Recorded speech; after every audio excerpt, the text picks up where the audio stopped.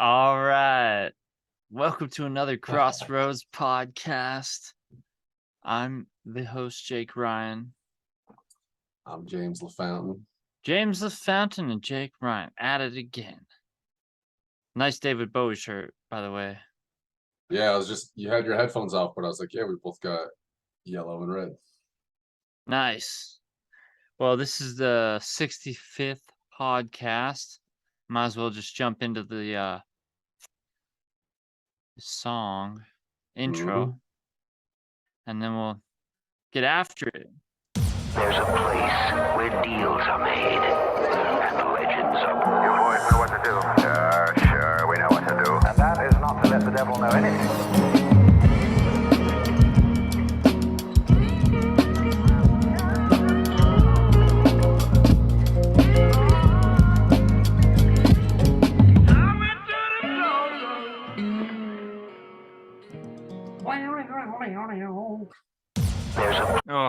Oh, it does.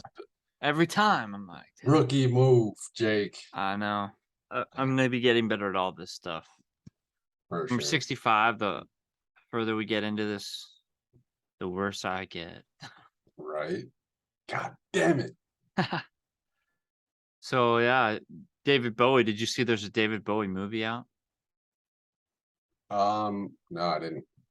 It's called Stardust. No. Maybe it's called Stardust or Ziggy. Oh, like the biopic. Yeah, on Hulu, I think.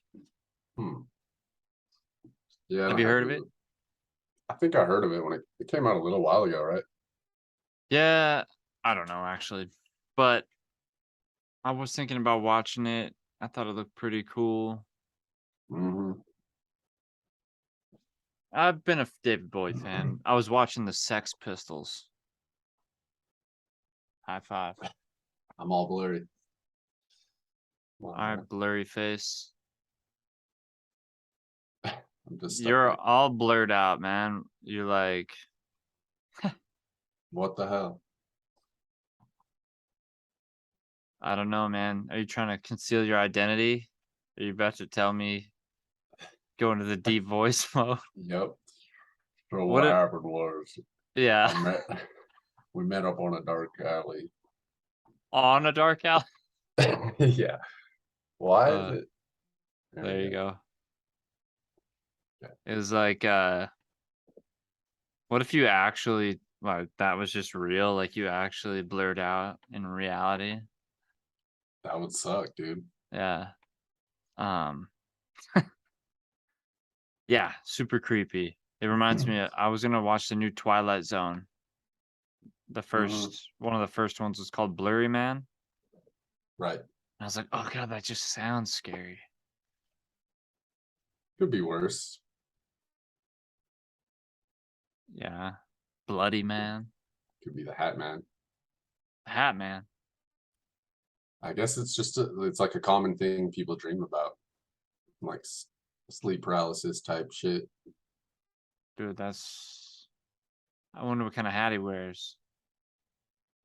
The Nike SB hat. Oh, nice. Yeah. He wears a visor. Chill. Yeah. He wears one of those hats with like the little umbrella on the top. Or not umbrella, but the propeller. Right. But yeah, dude, I was watching the Sex Pistols biopic. It's a series. Have you heard of it? No. Totally rad. It's on Hulu. So if you ever get Hulu, check actually, it. I think I'm signed into my cousin's. Oh, well. I recommend it, dude. It's like 6 episodes. They're like an hour long each. Right. Yeah. You see any good movies or shows recently? No, I've mostly been watching a lot of like just like YouTube documentary type stuff. Anything I've been trying good? to find. Yeah, I mean, let's see. I've been watching a lot of like Theo Vaughn. You heard of him, right? his podcast this past weekend? Mm-hmm. I like Theo Von. For sure. But just other stuff that's like, I don't know, they're like mini documentary, video essay type stuff, just on random stuff, different companies or famous people and stuff like that.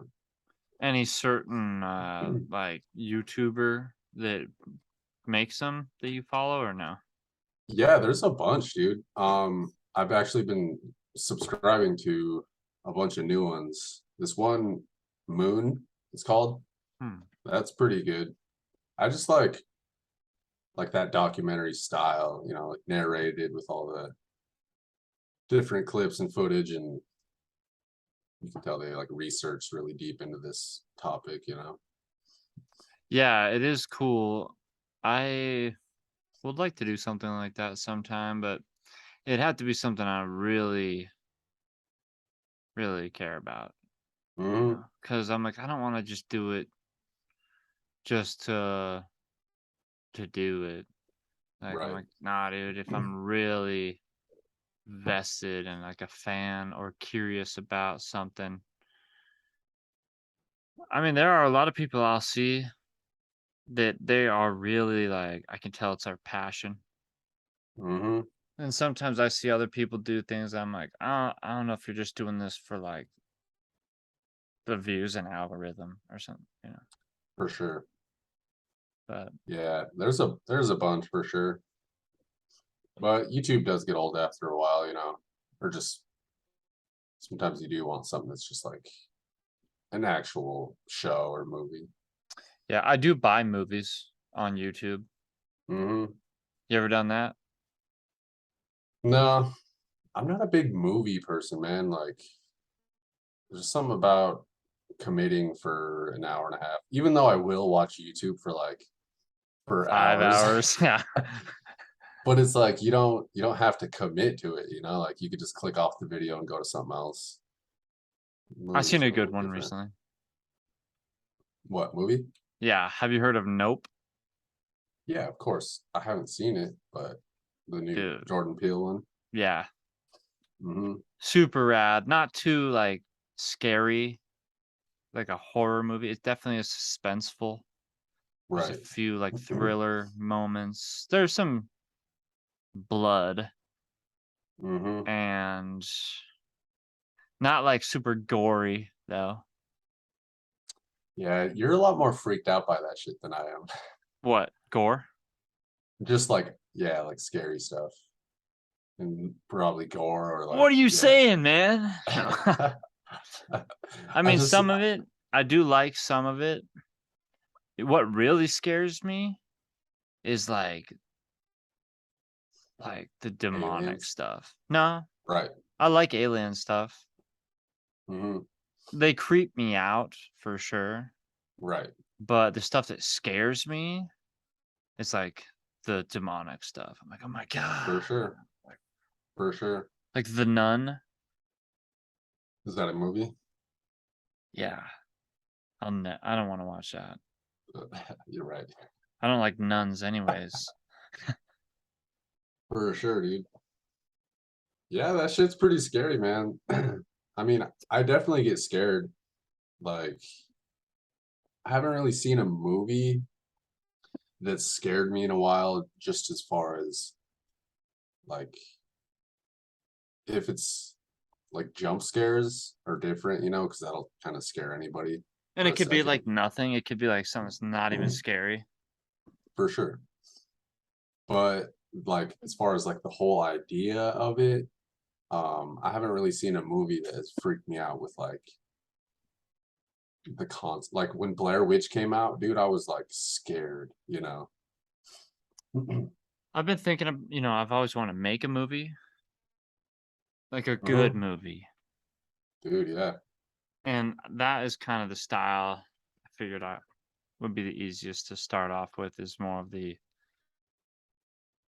home video camera style. Yeah. I mean, I was watching, I think it was Pete Holmes. He was talking to John Heater, the dude that did Napoleon Dynamite, Oh. and he was just talking about the story of that and how it came about. And it was just a student film, and they made it, shot it in like a couple days or whatever, and it, like did pretty good in the festivals and stuff. And then like year and a half later, they made it into a feature film. Mm-hmm. But that something like that, like if you could just shoot something that's kind of like the basis of it, and then it could get turned into an actual movie or something. Yeah. A short film would probably be the best Hmm. way to Yeah, start with yeah, it, that's like, what it was. yeah. Even there's a channel called Dust. I may have told you about it, I think, Maybe. on YouTube that they do a lot of short films, kind Oh of yeah, yeah. sci-fi. Um, Hmm. there's some other ones, like a scary one. I think it's called like Omeletta or something like that. Hmm. Ooh, Yeah. creepy, man. Ooh, Hmm. like I'm still haunted by this one. I'm like, oh God. Why? What was it? Oh, dude. It was like this one. There, a lot of them are like foreign, you know? They might not even like have really any dialogue. Right. But there was one of them was about this lady that lived alone and there was like a hole in her wall Hmm. and it just drove her nuts. Right. Like this hole in the wall. So I think maybe she would try to like patch it or something. The hole would just be there and maybe it would get like a little bit bigger and a little bit bigger. Hmm. And then one day she has like a nightmare about it. I think it's got to be. I don't know. It's just it's like a creepy movie, but she basically like peels through the hole so she can go into it. And when Right. she goes in there, it's like I don't know. Oh my God. What it was, but it was like it was almost like herself, but like put together all weird. Right. Like with multiple like features all over the place, like covered in like hands and teeth, all this weird, Hmm. like the body all disformed.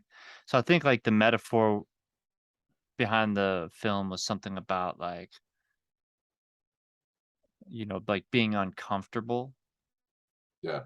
and or being like self-conscious of your appearance or just how something so small can make you uncomfortable. I don't know. Hmm. Super scary, because then, of course, this thing's just sitting there in the dark, and then it, like, starts crawling towards her, and I'm just like, "Why am I watching this? Yeah. How did this even come into my how am I even down this path on YouTube?" You know? Yeah. That's to me. That's the most freaky shit. Is like that. Um. Just like fear of the unknown type stuff, where it's Mm. like, what's the dude that wrote like Cthulhu and all that? Oh, yeah. Lovecraft. Yeah, HP Lovecraft. Yeah, like Lovecraftian type, like a cosmic horror type stuff. That shit's freaky, man. I do like the ideas of that. Dude, this movie, Nope, I'm not gonna spoil anything, but I definitely did not see Yeah, the that's one I the definitely do end want to coming, watch. and Hmm. it really got me thinking about the possibilities, Yeah. which later after we see it, we should talk about it. Hmm. Um, but yeah, I do love horror films, just not all of them. Like psychological thrillers, I love those too. Dude, yeah.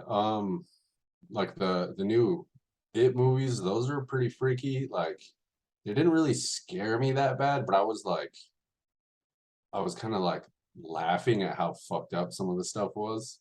I've seen It, but not It 2. I've been meaning to watch It 2. It too, it's super long, but Second one is? it's yeah. Hmm. It's like 2.5 hours or something. Oh wow. Yeah, I think that was the only movie that I ever like fell asleep in the theaters at, Hmm. but it was good, dude. Like, it's just, yeah, something. It was pretty well written, and it's kind of got that kind of like psychological aspect to it too, where it's like, what the fuck. Yeah, because it's about like all the kids are adults now. I've Hmm. seen the original It, Right. and the first It was really like the first new rendition was really cool. Hmm. And especially when at the end of it, when that thing opens its mouth, Yeah. I was like, I don't remember that in the original film. Well, yeah, I think the book was more like that. The book was more about because he's like an interdimensional being. Right, and he'll like take the shape of whatever your fear is. Or the clown is kind of like his like a main one. The Hmm. Pennywise clown, he'll kind of live in that. But I really want to see the second one also because I was just like the ending of the first one, I was like, wait, what? Coming Yeah. out as this giant like spider looking alien thing. Yep. Yep. And I'm just like, I want to see it in the new version. Right. But I haven't looked up any sort Mhm. of explanation or synopsis thing because I don't want to ruin it for myself. For sure. Yeah, I might watch that Nope tonight. So that's one. Yeah, I have been. There's just there's so many recommendations out there. People. Like when we were watching that Prey, I was over at my cousin's. My Prey uncle was was good. there, and we were watching it, whatever. And I'm like, all right, I'm gonna head out, and because it was kind of the same thing. I'm like I want to watch this movie, but I'd have to sit here for another hour. So I'm like, all right, I'm just gonna go home because I'm tired. Right. But he was talking to me about, oh yeah, like the original Predator movies. And I was like, no, I haven't seen them. And he was like, what? Ha! It's like, dude, there's so many good movies I haven't seen. Just, I seen them a long time when I was a kid. hmm.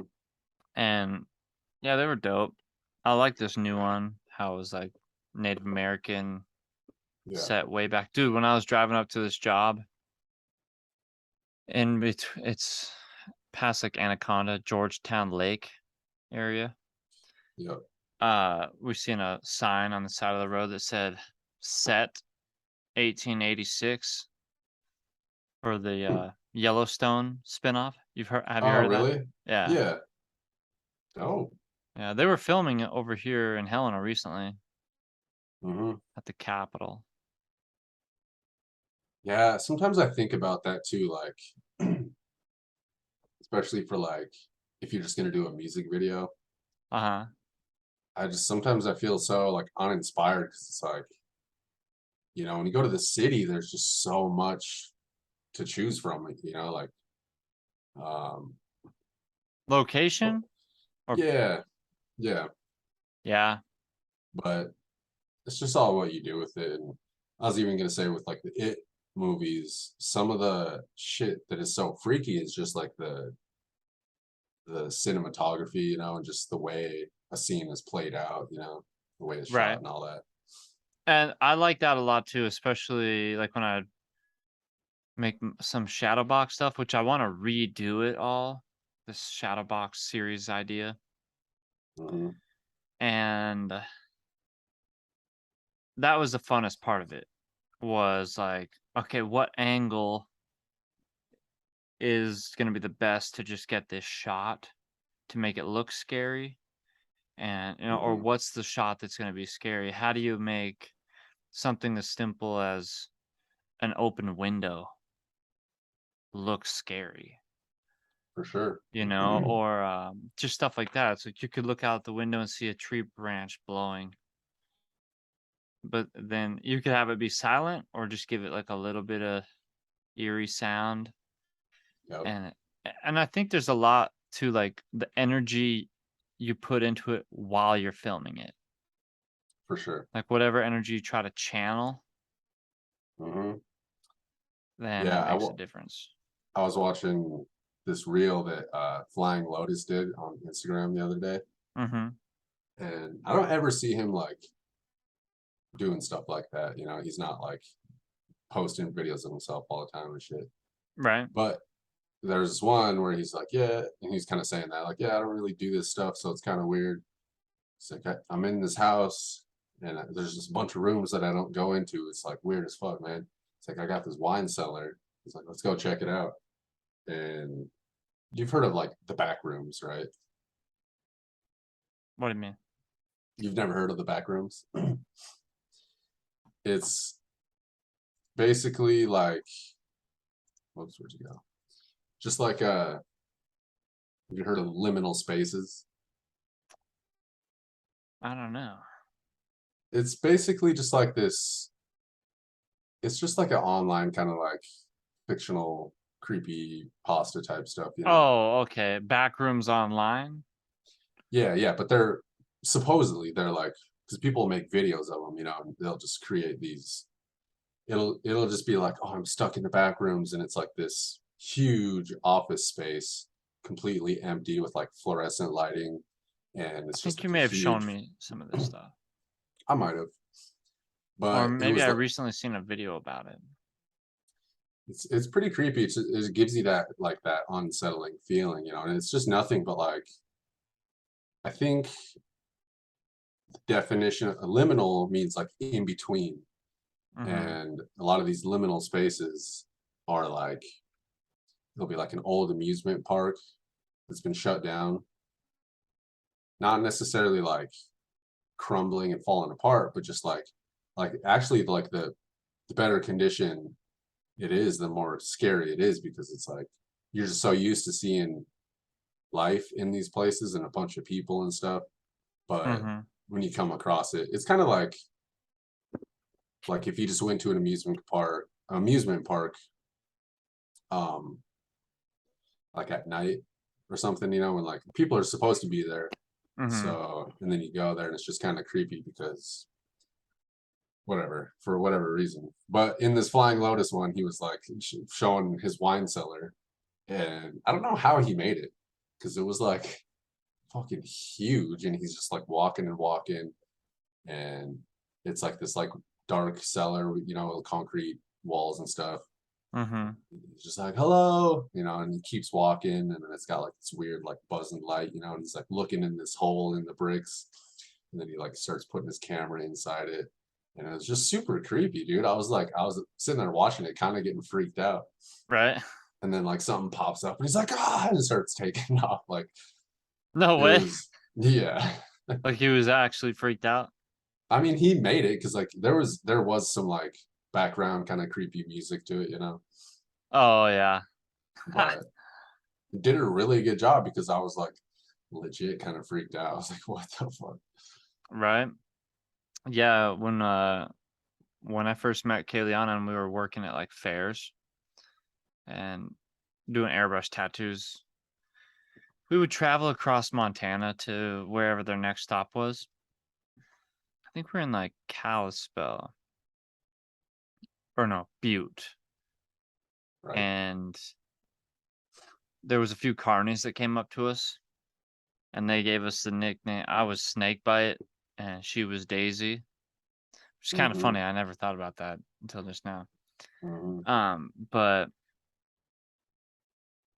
you know, we were partying, drinking and smoking and whatnot.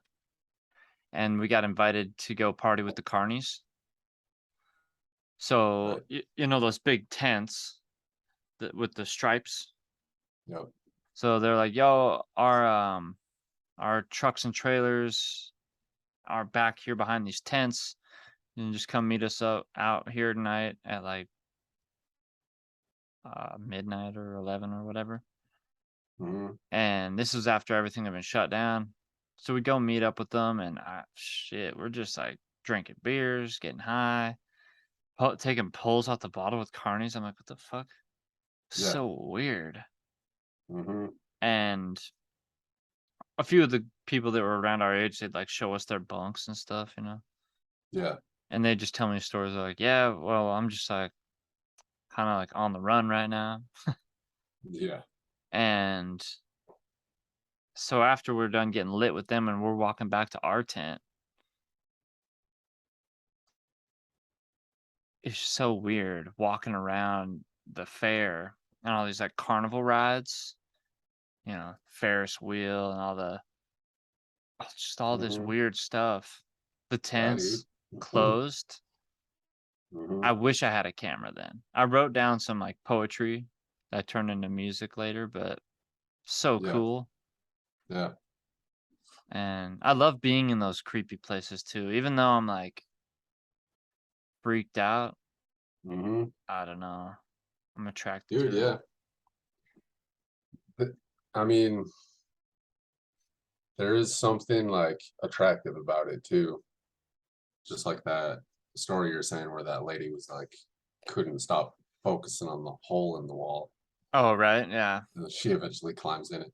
There's this there's this weird comic that's kind of like that.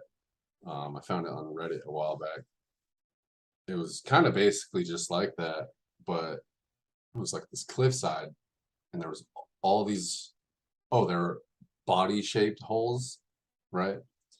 Mm. So it was like just this cliffside full of these body-shaped holes, and I can't remember the whole gist of the story, like what led up to like the climax of the story, but the dude in the story eventually found this hole that was like shaped like his body, and he was like, Oh, yeah, he was like, this is my hole, and like just like went and stood in it, and then it just like sucked him into it.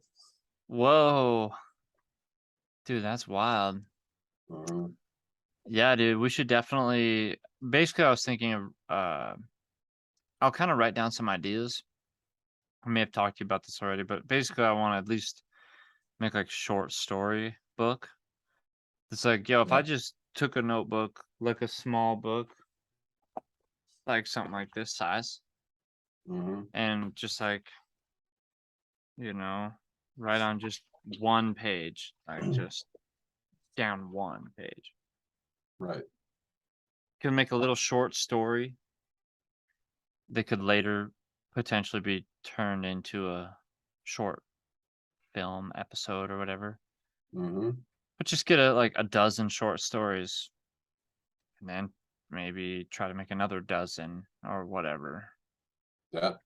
And just start doing that regularly, publish them, try Yep. to turn them into some things. I used to read those in school. Like one of my classes, you'd have to like read a book in for 15 minutes. Hmm. And so I would always go check out like the Scary Stories book. Do Yeah. you remember those at all? Short stories, scary stories? Yeah. Scary stories to read alone in the dark or whatever. Yeah, that's what it was. Yeah. Hmm. Those Dude, were yeah, good. those are freaky. Yeah. Yeah. Hmm. And I think it'd be pretty easy to film a lot of that stuff, like the suspenseful, without having super immaculate cameras or special effects or nothing like that, just be like, Yep, it's all about like the concept and the story behind it. for sure. Yeah, just playing off people's like the fears that everyone kind of already has, you know. Yeah, that was kind of the initial idea behind. I don't think it was the initial idea behind Shadowbox. I think I was just going through a dark period in my life. But Dude, I remember having this dream when I was living in Great Falls. I was, in high school or whatever. mhm. And it was just this this image that always stuck with me because it was so fucking freaky. I had this room in the basement, and we had like I had a there's like a little window well, I had this little tiny window in my room, and it just had a little well, not like those real deep ones that you can like climb in, but just like a short one. All right. And I had this dream where there's just like there was a head in that window, and it was just like staring at me. Oh my But it gosh. was like a decapitated head, just like laying there sideways. Oh, Yeah, dude, that's gnarly. for real. Dude, But yeah. shit like that, where it's just Simple the imagery. yeah, but it's just like would freak anybody out, you know? Yeah, I'm trying to do more like with this thing coming up, I'm trying to do a bunch of art like paintings and just stuff like that, but I want to be fast with them. I'm like, I don't want to spend time on this. I want to be like crank it out, like make it a fast project, like spend 15 minutes on it. Hmm. Nothing immaculate, but it's Yeah. cool how stuff like that can be creepy too. Like Hmm. an immaculate painting can be really scary, but even just like a messy, quick piece of artwork. I found Right. actually a cool area, a location recently I want to do some sort of video at. Hmm. It's like What's an that? old school. It's like abandoned brick. Hmm. It's here in Helena, and there's no windows. I've seen like Hmm. a little bit of graffiti, I think, and it's just when I was driving past it, I didn't see a no trespassing sign or private property. Yeah. So I was gonna call the like city and be like, "Yo, is this private property? I want to like shoot some video and photos." I mean, even if it wasn't, they'd probably still say no. I'll just do it. Yeah, I could. And then I just worry though, where I'm like, "Oh, I'll be sharing it publicly," you know. Yeah. So People do that shit all the time. that's true. I think it might be okay. Like if in my mind, I'm like, if I got the clearance Hmm. and was like, "Yo, I got business, I got insurance," Right. like, but I don't know. The locations, like you were saying, I feel like there are some dope locations. I just have to be creative Yeah. and find the ones Well, that nobody else really uses. yeah. Yeah, that's tough. That that one place that we shot that music video for me at, where they had that big kiln that you could walk into. Yeah, the Archie Bray. That place is pretty creepy. Yeah, it is. And I haven't seen a lot of projects made there. Like we've taken some family photos there. Yeah. Um, I haven't really seen any other like music videos. There's an alley here that shot multiple videos myself in, and other people have shot music videos there. And I'm like, yeah, this is the infamous like alley that people get pictures Right. and videos in. Dude. Yeah, I'd love to go exploring some like abandoned places or like underground city type stuff. But yeah, I mean, we might be able to do something sometime. We plan it out, like linking up on a Saturday or something like that. Mhm. If there was like a place between here and Kalispell that's like, yo, this is a cool place to link up and shoot some video, Yeah. possibly. I want to do stuff like that. When I was thinking about making a movie, it's been on my mind a lot recently, Hmm. where I'm like, I want to start planning to make a film, but what? Right. Or, like what? Because I like making comedy, but I like making scary stuff too. Yeah. So I kind of want to combine them a bit. Hmm. Yeah. I mean, you could do both, like comedy, tragedy kind of goes hand in hand. You know, I think every scary movie they try to have funny parts in it. That It Too chapter 2 was like it had some legit funny parts in it. Mm-hmm. But dude, you got a dummy head back there too. Oh yeah. It's Whoops. a what is that? What is it called? Like a little statue head? Bust. The bus, yeah. Mhm. Yeah. Kiliana came back with that one. It's got like tattoos on it, like face tats and stuff. Huh. Uh, Oh, yeah. yeah, Dummy Head. I really like that. You were working on a logo for Dummy Head podcast. Yeah, I don't know if I'd call it a logo. I just wanted a profile picture for the channel. Was that the one you found, or was that the profile picture you were making? You sent me? Yeah, it was. Well, I didn't make that. That's an actual piece of equipment you can buy.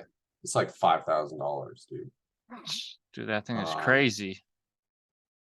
but yeah, they use them for spatial audio. You know, like the microphones are inside the ears, so when you put headphones in, you hear it as the dummy head would hear it. Hmm. But that one I came across was like it was cool because all the other ones were just normal head shapes, you know.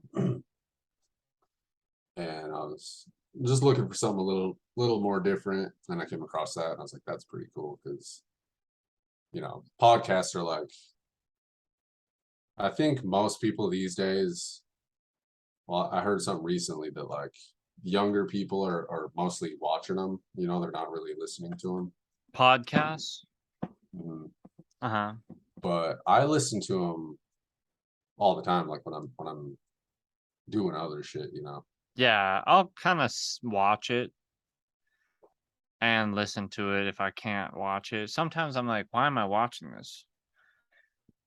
Yeah. For their facial I expressions? I like to watch them. Um, but at the same time, I'm like, it's not like I'm really sitting down watching it like a movie. Sometimes I will, you know, like if I'm just really just chilling, you know, I'll throw one on the TV or something. Mm-hmm. But yeah, I listen to mad podcasts at work, and I just think it's cool to have the ears where the eyes are, you Yeah. know. Yeah, dude. Ears are crazy. Like, Ears are crazy, yeah. they are, man. Eyes are crazy too. For sure, dude. I mean, I don't know. What would you rather be deaf or blind if you had to pick? Probably deaf. I think I agree. Because, I still like looking at, eye candy. Or just seeing where you're going, you know, like you could read so much just by seeing, you know. Yeah, if you're deaf, yeah, or if you're blind, you have to do braille, Hmm. which would be, I don't even understand it. Like, how do you read like blind and social media? Like, I hear they have, it'll like kind of read to you. Hmm. And I don't know, there's just all these really complicated things for being blind. Dude, I mean, if you're born deaf or born blind, you know, like you don't know any different. Mm-hmm. But if you just one day became blind, I think that'd be a lot freakier than if you just woke up deaf, you know. Well, it's interesting how we can go blind and deaf. Hmm. But I heard there was this movie about a DJ that went deaf Hmm. and his like struggle to be like, who am I? What am I gonna do with my life now? I would love to DJ. How am I gonna do this if I'm deaf now? Um, Hmm. and I remember a dude I went to school with who was deaf, cool guy, and he would be like listening to like Dr. Dre or something. Yeah. And I remember asking him one time, I was like, why are you listening to music? Can you even hear it? And he's like, the bass. I can feel the bass. Hmm. I was like, oh. for sure. Yeah, and they got like those sub packs. It's like a backpack that has like uh basically a sub built into it, you know, so you can really feel it in your body. Chad Muska, Right. that old backpack at Zoomies. Oh, that's right, huh? I never had that. I always wanted it. Yeah. My God, though, this just reminds me of this dude I went to school with as well. His name was Tom. I'm not gonna say his last name, but Donald. yeah, and he was pretty outcast kid. Hmm. And he comes walking into the lunchroom at Great Falls High. He's got this big green trench coat on, and we're like, "Fuck!" And we see like these wires hanging down, and I'm like, "Oh shit!" Like he's about to bomb this motherfucker, Yeah. and we're all like, "Tom, what do you got underneath your jacket?" And he's like, opens it up, and there's like a stereo like on his belt buckle or something, Right. and he just like cranks it, and Yeah. he's like, "Boom, boom, boom, boom, boom." And the teacher's Uh-huh. like, "Tom, turn that down." Right. And he's just like, "All right," shuts it down and walks away. Yeah, I was just like, "Damn, dude, this guy is hardcore." for real.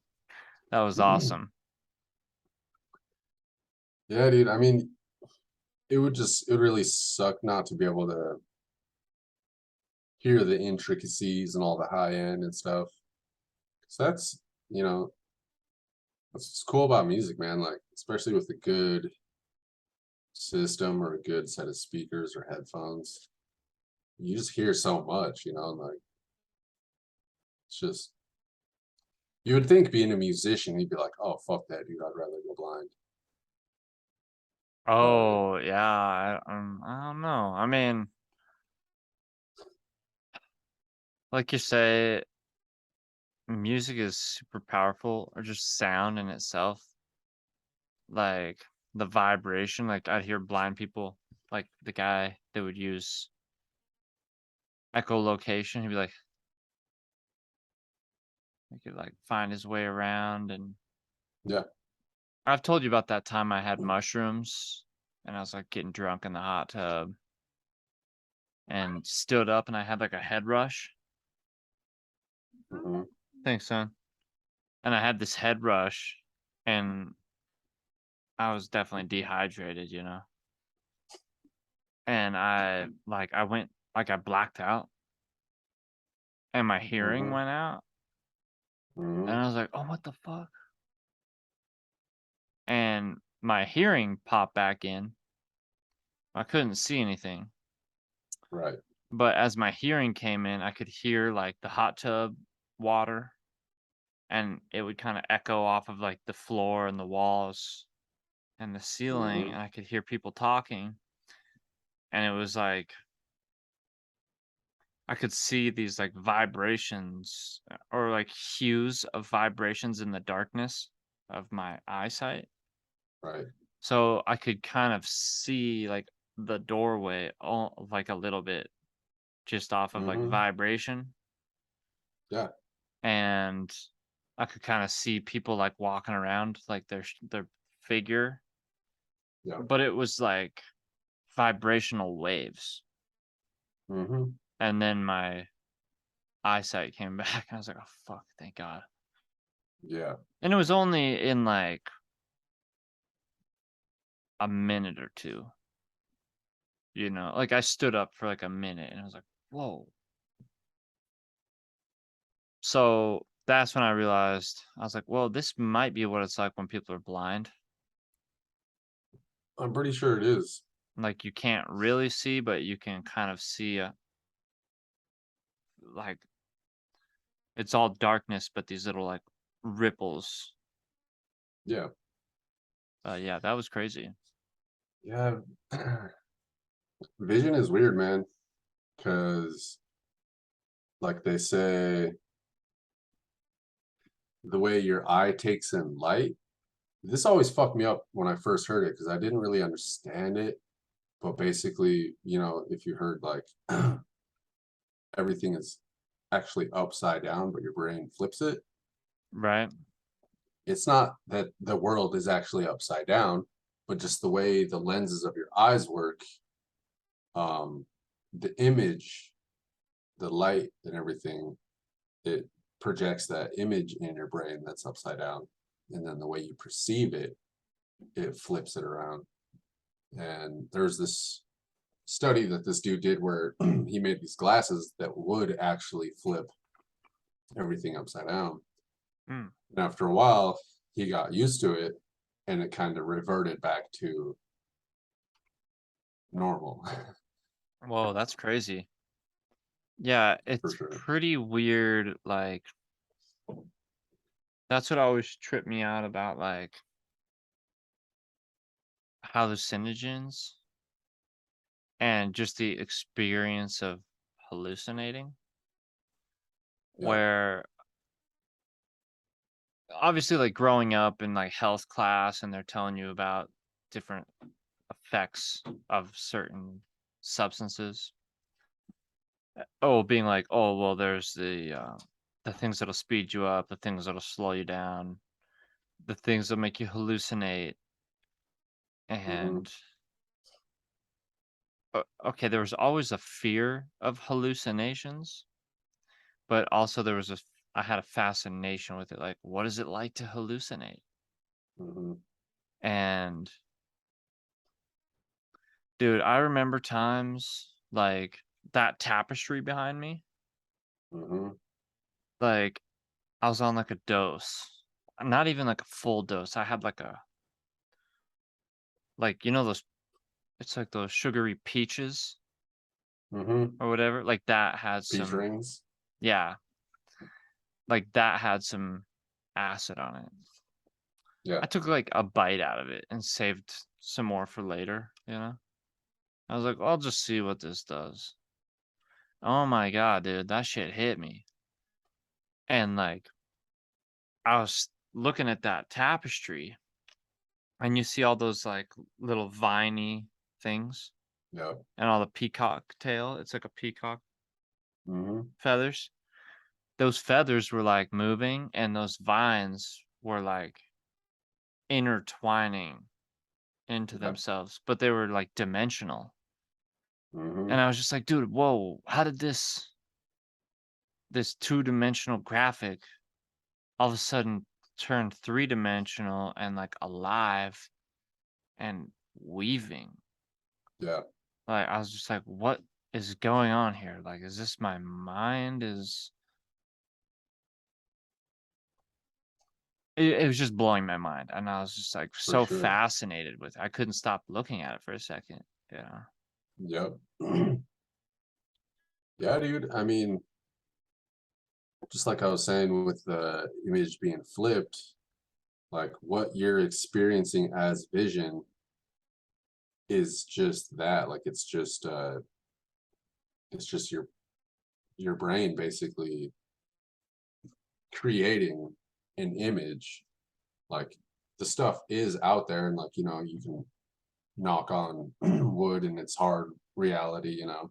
Mm-hmm. But what's going on inside your brain is basically a hallucination, you know, like Right.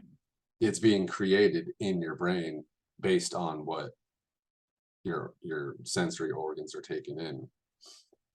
Like, So that was the other thing. On that same night that I was like,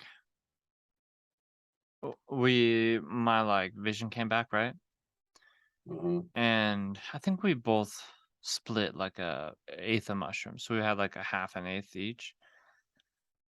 We decided to go in the sauna because I'm like, damn, there's people in here now. I can't be around people. I'm tripping. They don't know that. yeah, And it's gonna be obvious. So yeah, go into the sauna and it's wood walls, you know? mhm, And I start seeing things in the wood where I'm like Obama's face. yeah, and just stuff like that. Like the president's faces started like coming out of the wood. And Mhm. I remember times like that where I remember looking at I can't ever really look at a mountain quite the same. Sometimes I'll think about this one time I was driving and in the mountains and this just could have been my imagination or something in the mind, obviously where it's like I almost seen like evolutionary things like kind of like dinosaurs, like a dinosaur face in the mountain rocks Mhm. or monkey faces or just these like creatures. And so what fascinated me about psychedelic substances is how sometimes I'll be like, I don't think it's working. I don't think I'm tripping. And Mhm. then I'd think like maybe if I focus really hard, I'll start tripping. And it'd literally be like once I said that and just like kind of focused, then it was like, wow, Yeah. like it just it like kicked in and you'd start getting those like mandala effects or whatever it is when reality starts like melting into itself. Mhm. And it's just that just blows my mind. And I'm always fascinated with like understanding what that experience is and what the relationship between, like you said, hard reality and the reality that our brain perceives and Mhm.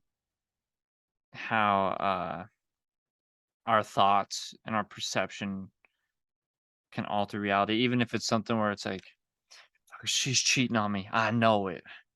Like I can just see it. Like the way you're looking at that guy or whatever." And it's Mhm. like you're seeing something that's not even real. Like you twist it in your mind. For And sure. I don't know. It's crazy. Yeah, dude. Well, just like you were saying, like you can't really ever look at mountains the same or whatever it might be. Like after you do have those experiences, it is like that because like if I look at that tapestry behind you, it's not that it's like it's breathing or whatever right now, but it does have that you do kind of get that feeling of like, whoa, just the way Mhm. it is, like you could totally see how it's psychedelic and why people are drawn to that type of imagery when they're on psychedelics Mhm. for whatever reason, like the symmetry and the kind of fractal. Mountains are cool too because like when you're really far away, it's all those trees Mhm. and it could be that or it could be water or clouds or whatever. Water is so amazing. Clouds, I've been trying to do that recently, like, because I was like, yo, I want to try and take a picture of the sky like every day. Just also to remind myself to look at the sky. Dude, I've been looking at the sky a lot, and it was ever since I took those pictures of after that there was like a lightning storm. Mhm. I don't know if I showed you those, did I? I I seen the one Kayliana showed me on Instagram. Um, yeah, They were like and golden puffy clouds. uh-huh. Those are super detailed too. Yeah, it was freaky, dude, because they were just the most insane clouds I've ever seen. I'm gonna pull up my iCloud so I can see it. Plus, I want to see what other like I want to do almost like a test on people and find really cool shaped clouds and then kind of ask social media like, what do you see in the cloud? Yeah, but I pretty sure I already told this story on the podcast, but it was just super weird because I was laying in bed about to go to sleep, and I heard this crack of lightning, It was, I seen the flash too, and the sound was like instantaneous, so you could tell it was close. It was like right over my apartment. And I look outside, and from my window I couldn't see any clouds. It was just clear blue sky, and I'm like, what is going on? And then I see a few people outside looking at the sky, so I'm like, what? And I wasn't tripping on anything, but I go outside and I see these crazy fucking clouds. And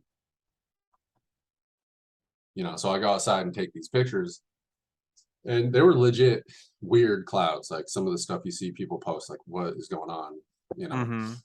But ever since then, I've just been, I'll look at this because I wake up super early. I'll see the sunrise and just driving around looking at the clouds, and I'm like, dude, the clouds, like, they just seem bigger. Like, has it always been like this? Like these every day, it's like the clouds seem just epic. And here, let me pop up the screen share. Clouds are so Oh, cool. host disabled. Oh, what? There you go.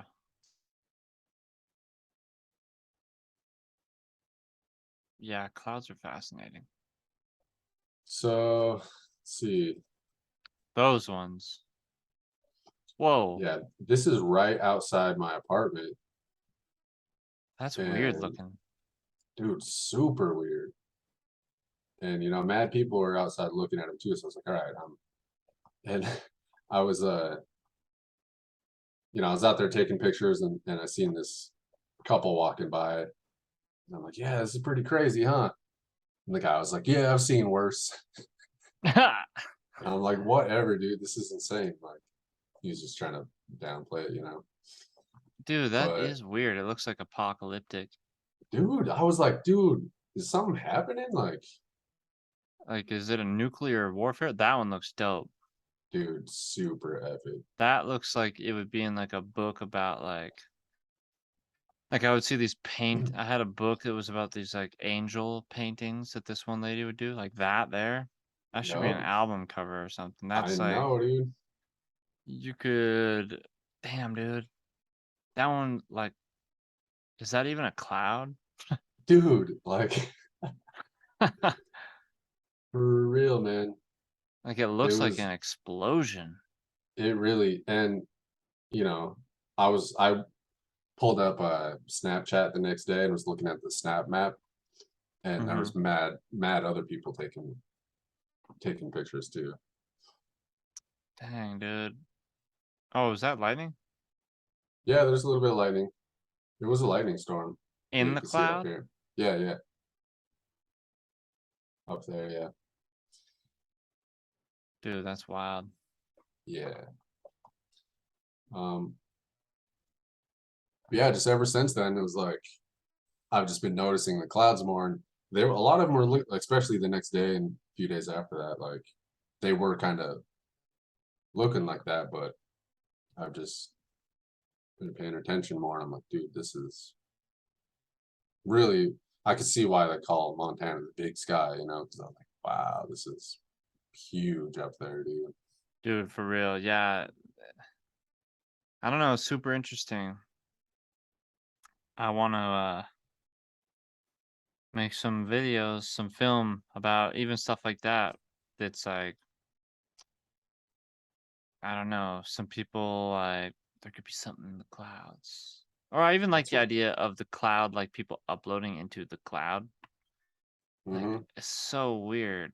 Just the idea and how nowadays, like I was just getting my wife's phone. She's like, she'd always have her phone completely full Pictures. of pictures. And she'd be like, oh, I can't take a picture. I got to delete some.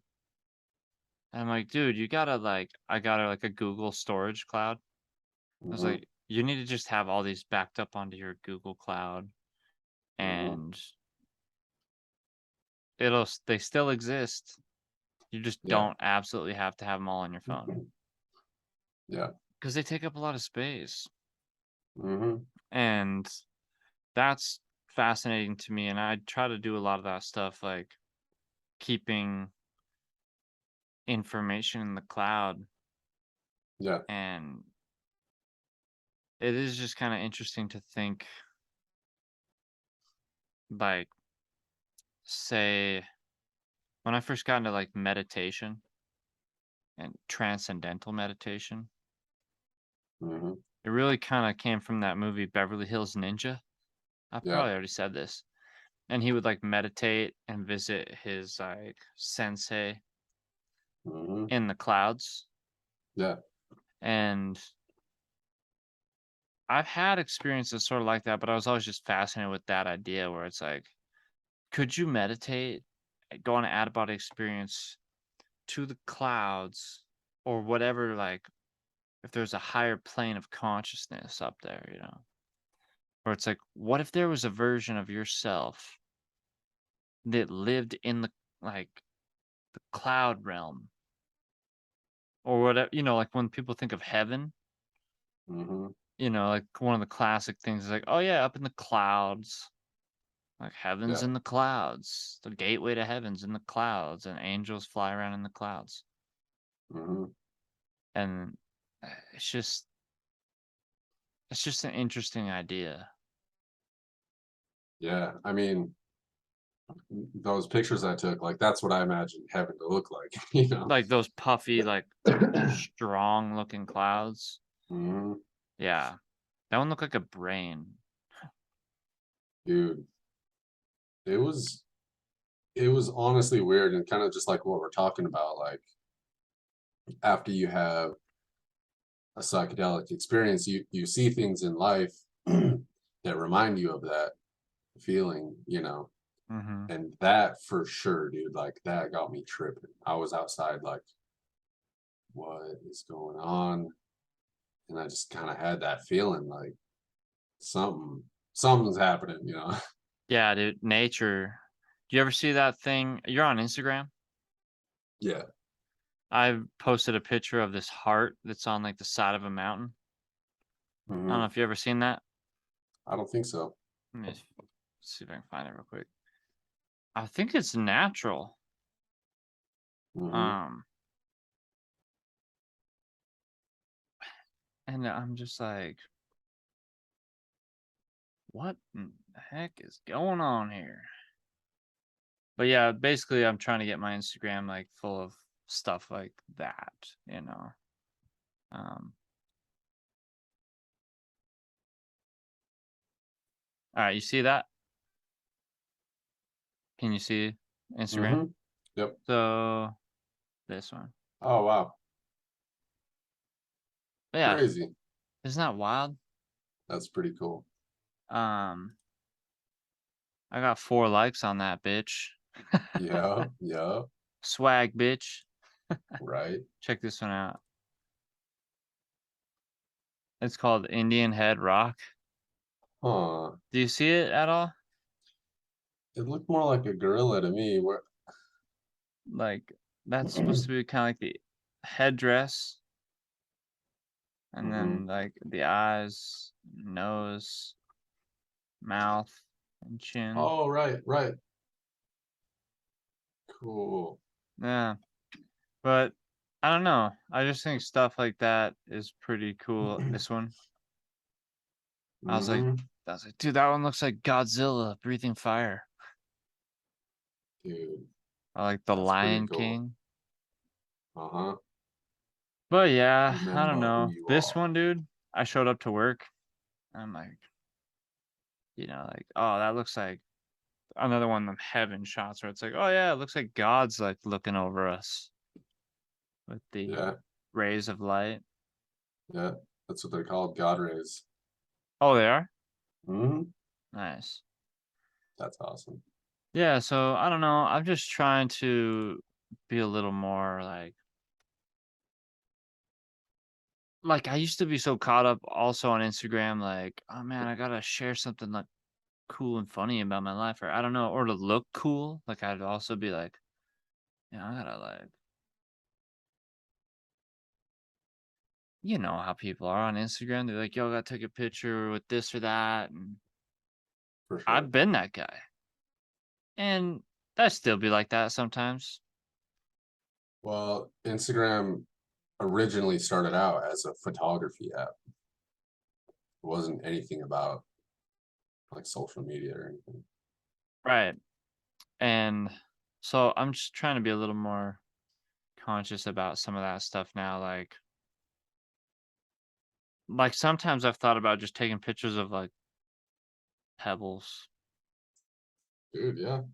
because just or those things that are just like the little details that are just like textures where you're like, oh, if I take a picture of like fabric or whatever, it's just there's something about, like the beauty in like blades of grass or whatever, Mm-hmm. and how we like, oh, fucking grass, what the fuck, man? uh, Grass ain't Yeah. cool.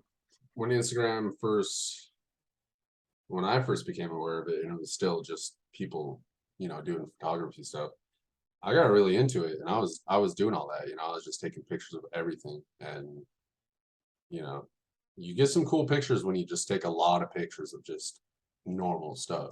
Mm, Once in a while, you'll take a picture that's like pretty cool.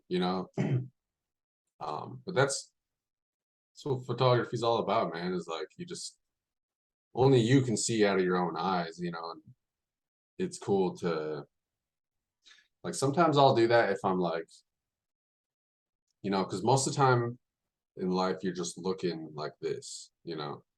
You don't a lot of time you don't stare at the ground or look up. Um, but sometimes if I'm in a place or like I'm bored or something, I'll do that. Like I'll just kind of like tilt my head and look around and just like really, check out the space I'm in from a different perspective than just straight on.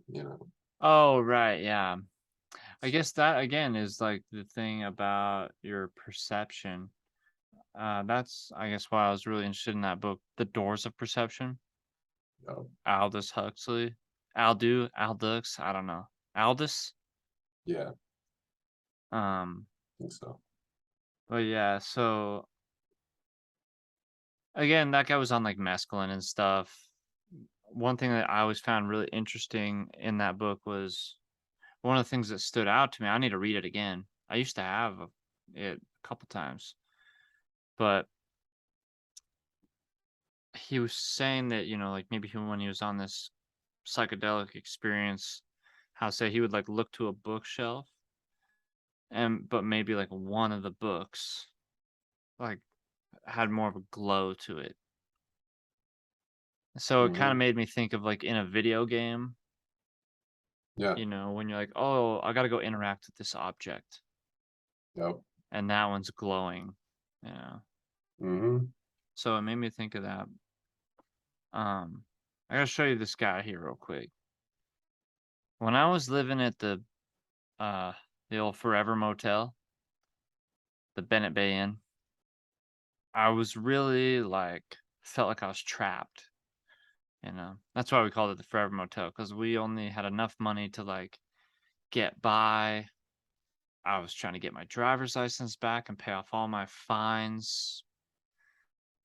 And we were just like, dude, we're never gonna get enough money to get into a place of our own, to buy a Hmm. car once I got my driver's license back.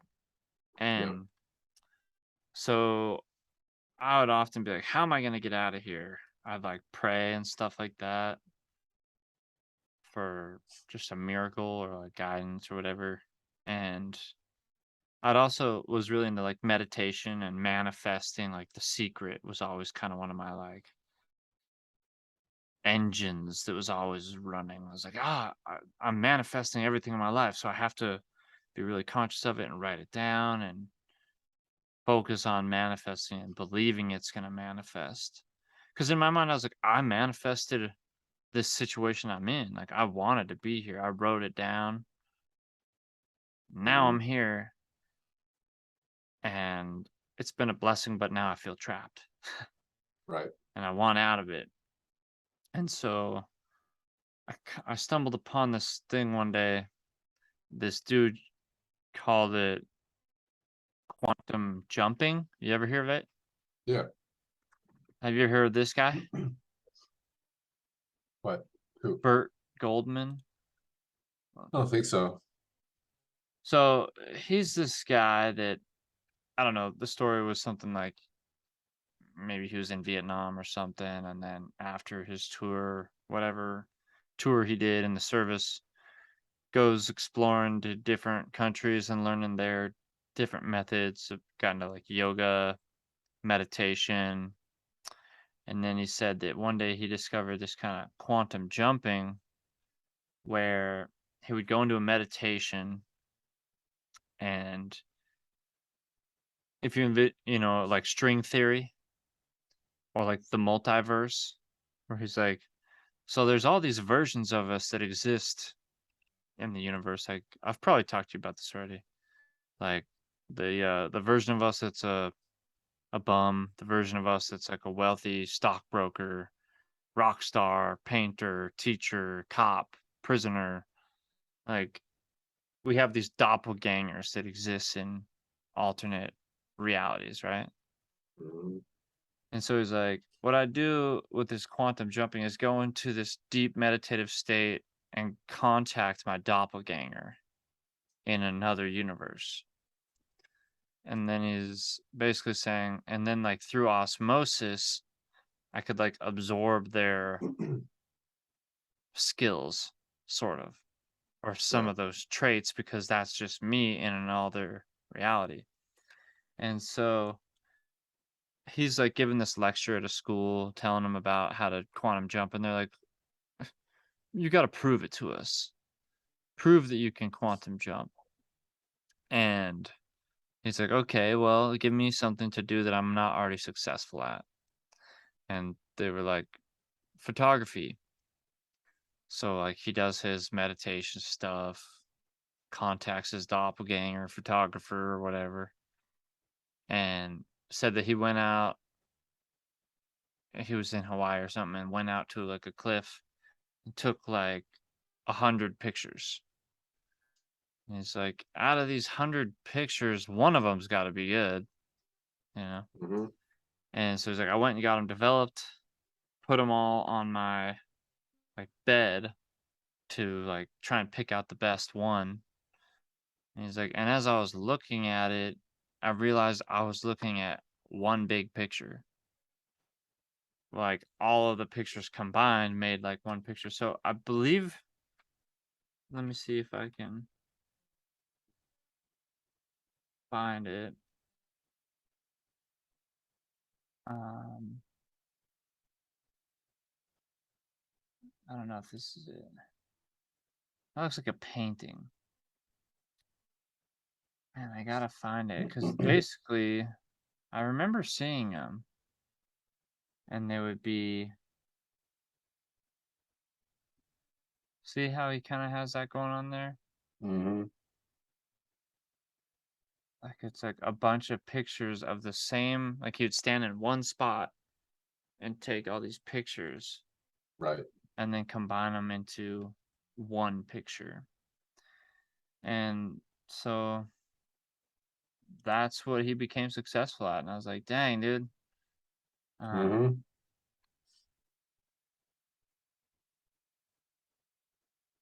I wish I could find more of them. But yeah, Maybe type Hawaii. huh? Oh, type Hawaii. I know there was tons of them.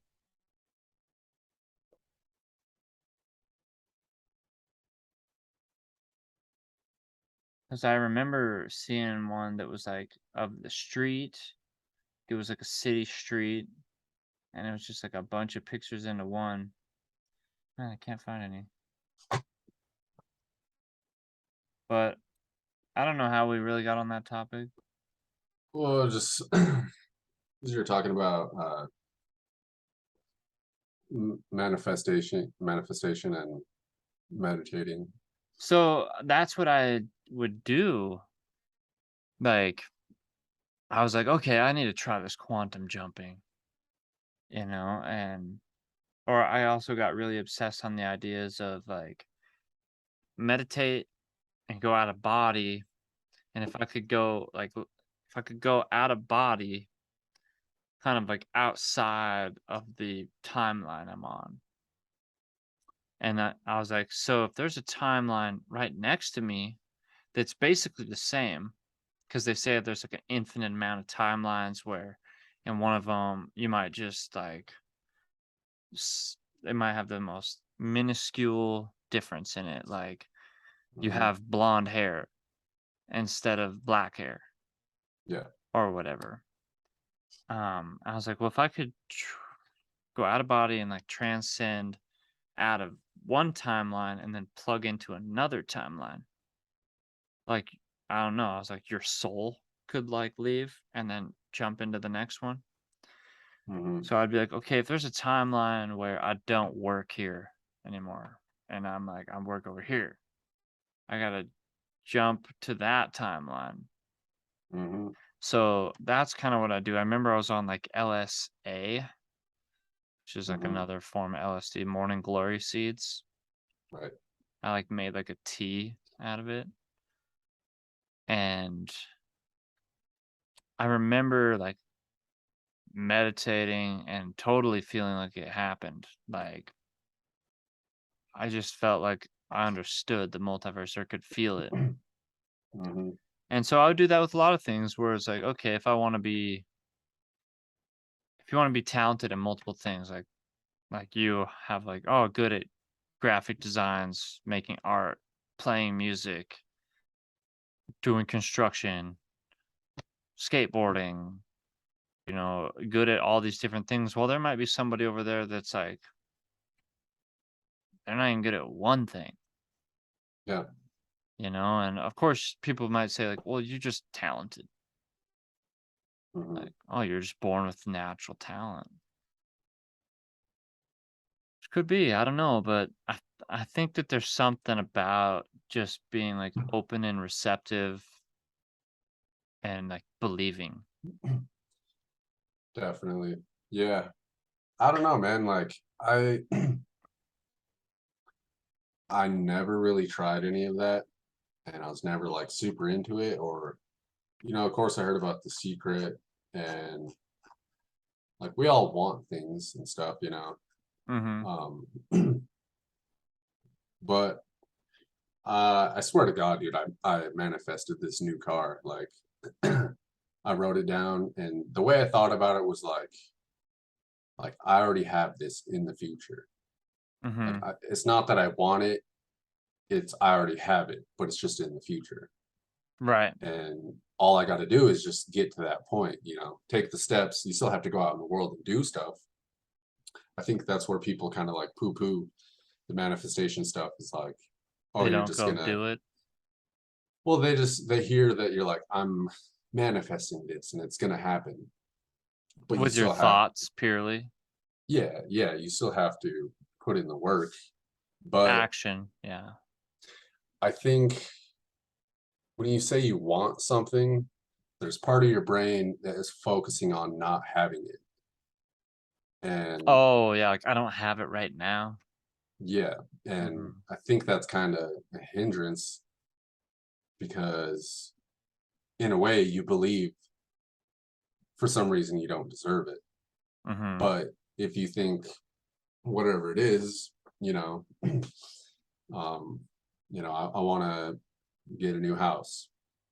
It's like, no, in the future I have this house, and you picture yourself in this house and what it would be like, and years of living in it, and you get used to it and all that stuff. Like it's not that far out of the realm of possibility. So, if it's possible, then you can put yourself in that mindset where it's like, I already have this. And Right. it kind of it motivates you to be like, well, if I already have it in the future, what would I do to go get it? And you know, it it might not always work out. It was weird though, because with Goddamn my fly. car, Fucking fly. I just manifested that fly. I know. Like, what the hell? But no, with my car, I was like, I was driving this $1,000 car around that I bought a couple years ago, and had problems here and there with it. But I was just thinking, I'm like, man, I'm better than this, like I'm too old to be, I'm doing too good to be driving around in this shitty car. And so I'm gonna manifest this. And I wrote all that down. I was like, I already own this new car and all that. And Mhm. you know, I was talking to all these different dealerships and I went to a few, and um my credit is not it's so new that it's not really showing up. Mhm. So according to them, I have no credit. But when I went to the Nissan dealership, or no, I didn't even go there yet. Like when I went there was first time I went there was to go pick up this car. So I was Oh. just yeah, I was just talking to this guy and I was telling him my situation and all that. And he was like, "Oh, maybe this car, maybe that car." And I was looking for a used car, something around like 10,000 or something. Mhm. And I was just like, I need something that I could have a manageable payment, something that's reasonable. And those all fell through. And then my car breaks down. And I'm like, damn, now I actually really do need a car. Like, of course I could Mhm. get this car fixed, but I can't miss work. So I need a car now. So I told him all that. He came up with this car, and you know, so it was like within a week or two from when I wrote that down, and then I'm driving in a new car. And so I was thinking that I was like, oh, this is it. Like here it is. Like I'm a week ago or a couple of weeks ago when I was like envisioning this in my head. Now I'm actually here, and it was kind of a trip. Dude, for real. And it kinda gives you more belief in doing it again. Like, being like, "Well, I made that happen. What else can I make happen?" You know? Yeah, and I think that is a huge part of it. Is just like I said, like you have to kind of cast out all the doubt, Mhm. you know, that maybe you don't deserve this, or how is it going to work out. If you just 100% believe, then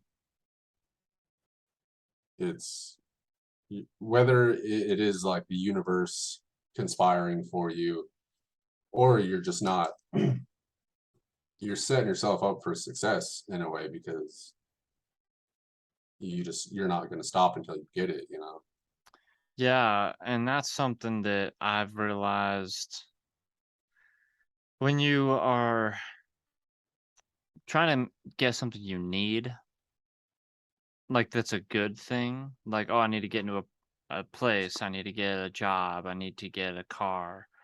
I need to get a bank account. I need to get" you know, something that you need, even, like, attracting a person into your life, like, and trying to find the right one, like, being like, I need to find the right person, need to find the right vehicle, right job, right place," and you Yeah, go through all these trials of being like, "Ah, I went to 2 or 3 different places. I turned in all these applications." Maybe you had, like, a few different people you were dating or something, and then, like, finally, the right thing finally happens, and I think it's like I feel like if it's something you need, sometimes it's easier for us to manifest it because we're like, I need it. Like, I need to pay my rent hmm, or something like that. And then I feel like, especially after I like got sober, because I'd be like, I need to get drugs, and I hmm, get drugs, yeah, or I need to get alcohol. I'm gonna get that alcohol. hmm, But once I started being like, I'll still worry about things like paying my rent or paying my bills or having enough money for this or that, when there's really no reason for me to worry. Because I'll be yeah, like, dude, I'm not making all these poor choices I once was. hmm, So by making all these, like, if you're trying to manifest doing the right thing, because it's like, I don't know, some people trip on like doing the good thing or the bad thing or the right thing or the wrong thing. And sometimes I would tell myself, like, maybe there is no right or wrong. or good or bad thing. But now in my life, I kind of feel like there is, because I'm like, well, they usually have one has a better outcome than the other, usually, Mm-hmm. or more Yeah. ideal with like what outcome, what my future's gonna entail. Because if I go get loaded, could end up in jail or in trouble, Yeah. or something bad just happens in life. And I don't know. That's the interesting thing about manifestation too. Cause and effect. Yep. Yeah, dude. Like, it was the same thing with this apartment, you know. I was staying with my cousin, and I was there for 5, 6 months or something. Mm-hmm. And, I'm working 10 hours a day, Monday through Friday, so there's not really any time to like do anything. So I was just looking online like every day, and I'm Mm-hmm. like, this is impossible. Just I'm not going to be the one that gets chosen if you're just applying online, like Mm-hmm. there's going to be better candidates than me, and that's just a fact because I don't have a long rental history and my credit, all that stuff. I'm a single guy, if someone has a family and stuff. So Mm. I was just like getting so frustrated, and I'm like, this is not the way to do it, just looking online. So told my work, I'm like, yo, I have to take tomorrow off. Like I have to like go out into the world and look for a place. And so I did. I took the day off and was trying to do it the old school way. Like I remember my mom would do that. We'd just drive around and look for rent signs in the yard. Oh, right. And Yeah.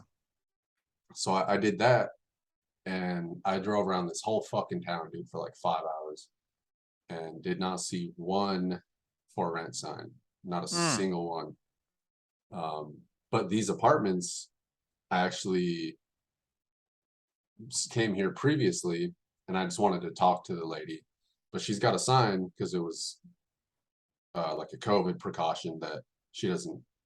You have to make appointments to talk to her.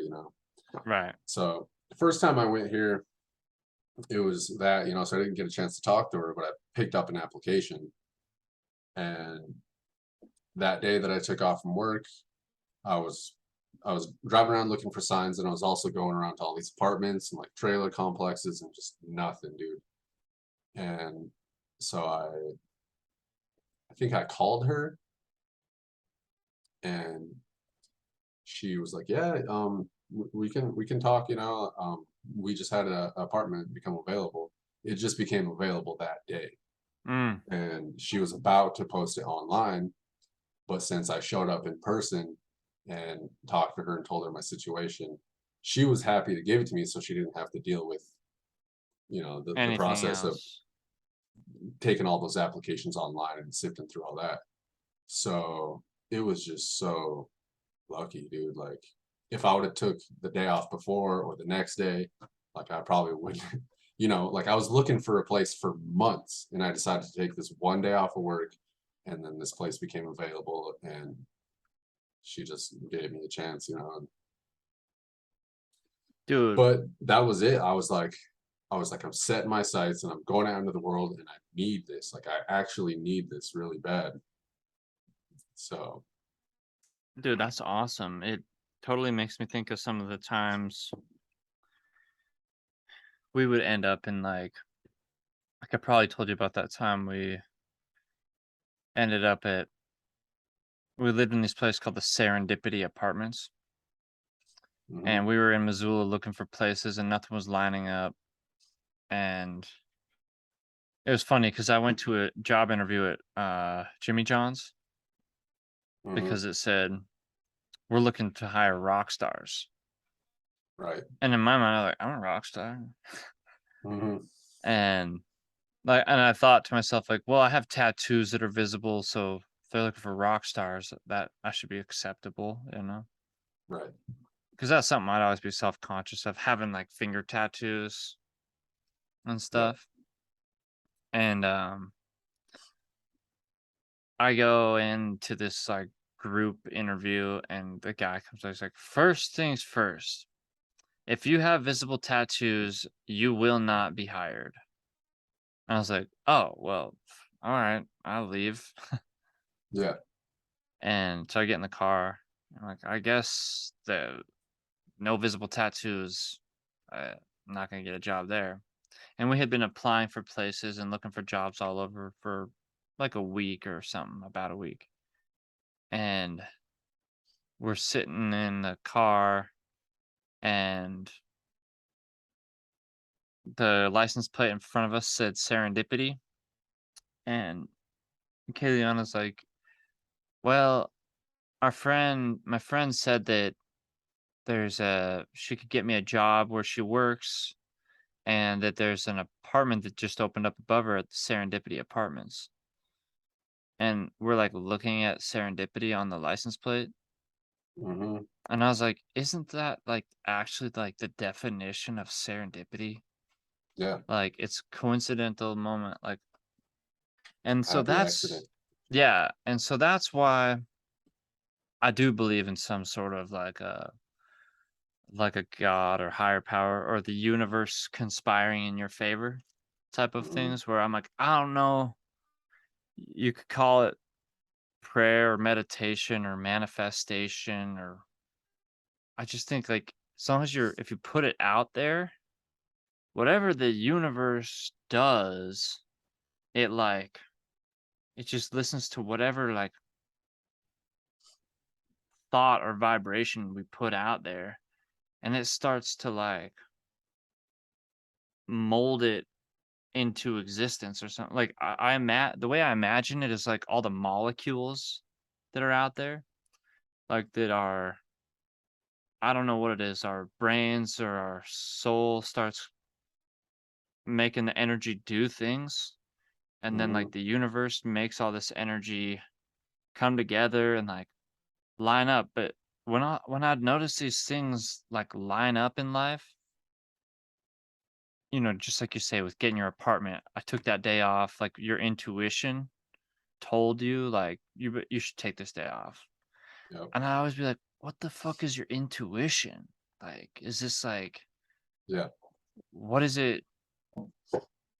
When you get those thoughts in your mind, they're like, I should go this way. Like, I don't have a map or a book telling me what to do, but my intuition is telling me to go this way and to do this. Yeah. And it's just weird to me. I'm like,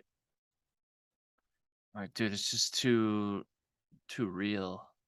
Yeah. There's a meaning. Some people think things are meaningless. I guess sometimes I do like to think that there is a meaning. I think so, man. Like, I think I think there's a lot of meaning out there, and I think there's something in us that we're like programmed to be distracted from that meaning, because I think it's too much. Mm, Like if the world just stopped and looked at things as they really are, um, I think people would freak the fuck out, like it's too much. So we distract ourselves, and eventually people are convinced that it's all just meaningless and chaos and stuff. Um, which it is, I think it's both, chaos and order, yin yang type stuff. mm-hmm. But just like with what I went through with Chris and Daisy, everything after that was just, it was like there was signs everywhere and I couldn't escape it, and it was freaking me out. Mm-hmm. And I don't know if it was just the state that I was in, but it was too much, you know. I feel you. And it was a lot, dude. Like everywhere I looked, every song I heard, things would directly happen to me, even to my mom, like um it was just It it happened was to a me lot. too. Mhm. Like, and that was the craziest thing about it, like the kind of ripple effect of it all. But it wasn't even like it's one of those things where and I don't know if it has to do with like trauma too, where it's like I'd like fucking r- roll down the toilet paper and there'd be like a butterfly. No, yeah, there was butterflies and daisies on the toilet paper, I think. I I literally have that toilet paper in my bathroom right now. Oh, nice. Yeah, Yeah, and it it would was just like it would sometimes like during that time in my life, I was on a lot of alcohol, psychedelics, and I was experiencing like a lot of death. Like my uncle Riley died, and Chris and Daisy, and I think that it wasn't. I was still going through all this stuff, even about Christian and yeah, suicide, and there was other suicides in my life and other natural deaths, and it was just like it caused this like fucking hurricane in my mind. It was it's just like it's it's I weird that was you like on say a that because swirling like downward spiral or something, you know? yeah, um, and like I was literally just thinking that too because there's the the butterfly thing and the daisy thing, but there was also a weird thing about storms at that time too. Just Mm, the symbology of a storm, you know. And I wrote that song after the storm, mhm. and Awesome song, by the way. It was playing in my mind the other day. I mean, it's it was just like I with like the butterfly things, like I was seeing them everywhere, and pretty sure I told you this, but after that, when I was kind of traveling around visiting people, went to Great Falls and I was staying at my cousin's, and in his guest bedroom, for whatever reason, his wife is into butterflies. And that room was fucking covered with butterflies, dude, like hundreds of butterflies, like Oh my knickknacks and just gosh. pictures and everything. And I was just like, wow, it was cool. But, just like I was saying, it was just so much. And my other cousin lived across the street, and his house wasn't decked out like that. It was just normal house. Mhm. But in his bathroom, he had these couple pictures on his wall, and it was like this some artist, made these couple pictures, and it was like this kind of like falling angel type woman, and it was like stormy background with like dark clouds and lightning, and there was a couple butterflies in it, and Hmm. there was some text at the bottom that said, uh, even in death, I still hear her calling my name. And I was just like, dude, like Too heavy. it was a point where like, am I going crazy?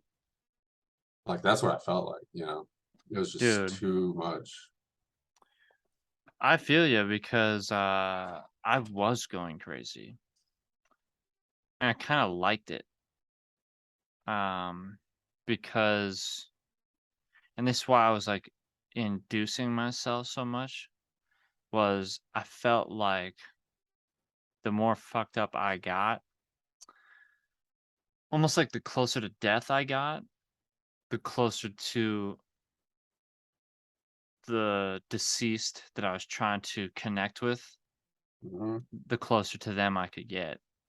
Yeah. So I would feel that sometimes. Like, and I remember I'd be like, just like super high on like acid and whiskey. And, when my Uncle Riley died, I felt like I felt haunted. Like, just my thoughts were haunted. But I definitely actually felt like spiritually haunted. Like, I would feel like he was around me sometimes. Or I would feel like he was speaking to like directly to me and saying things like basically things like you need to get sober or you're gonna end up like me. And Yeah. I was just so struggling with that because I was like, no, I don't want to. Like Yep. I don't want to change. Hmm. Yeah. And that was just one of the points in my life where it's like, you need to do this. Like I felt like I don't know. That's just one of those other things that was around that same time, and it's interesting how, even my mom would, like, send me things about Chris and Daisy or, like, when she was visiting me recently, like, we had, like, a kind of, like, a weird falling out, like, we didn't talk for, like, 6 months or so, Hmm. kinda had, like, a bipolar episode or something, and then when she did come around and we're hanging out on the 4th of July. She had her beats playing, like her music playing through a speaker. Yep. And after the storm came on, Hmm.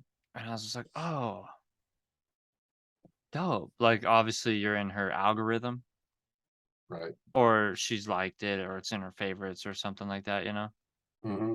And I was just like, damn, dude. Like, I didn't even realize it was you. It was weird. Like, I was just like, you know Yeah. how it is when everything becomes like, when you slide in with all the other, like, Hmm. really popular mainstream music that's like, oh yeah, everybody listens to Kenny Chesney, Right. and then there's like a Young Signal Hmm. or just stuff like that, and it's like it just blends right in. And then I realized I'm like, oh wait a minute, it's a trippy experience.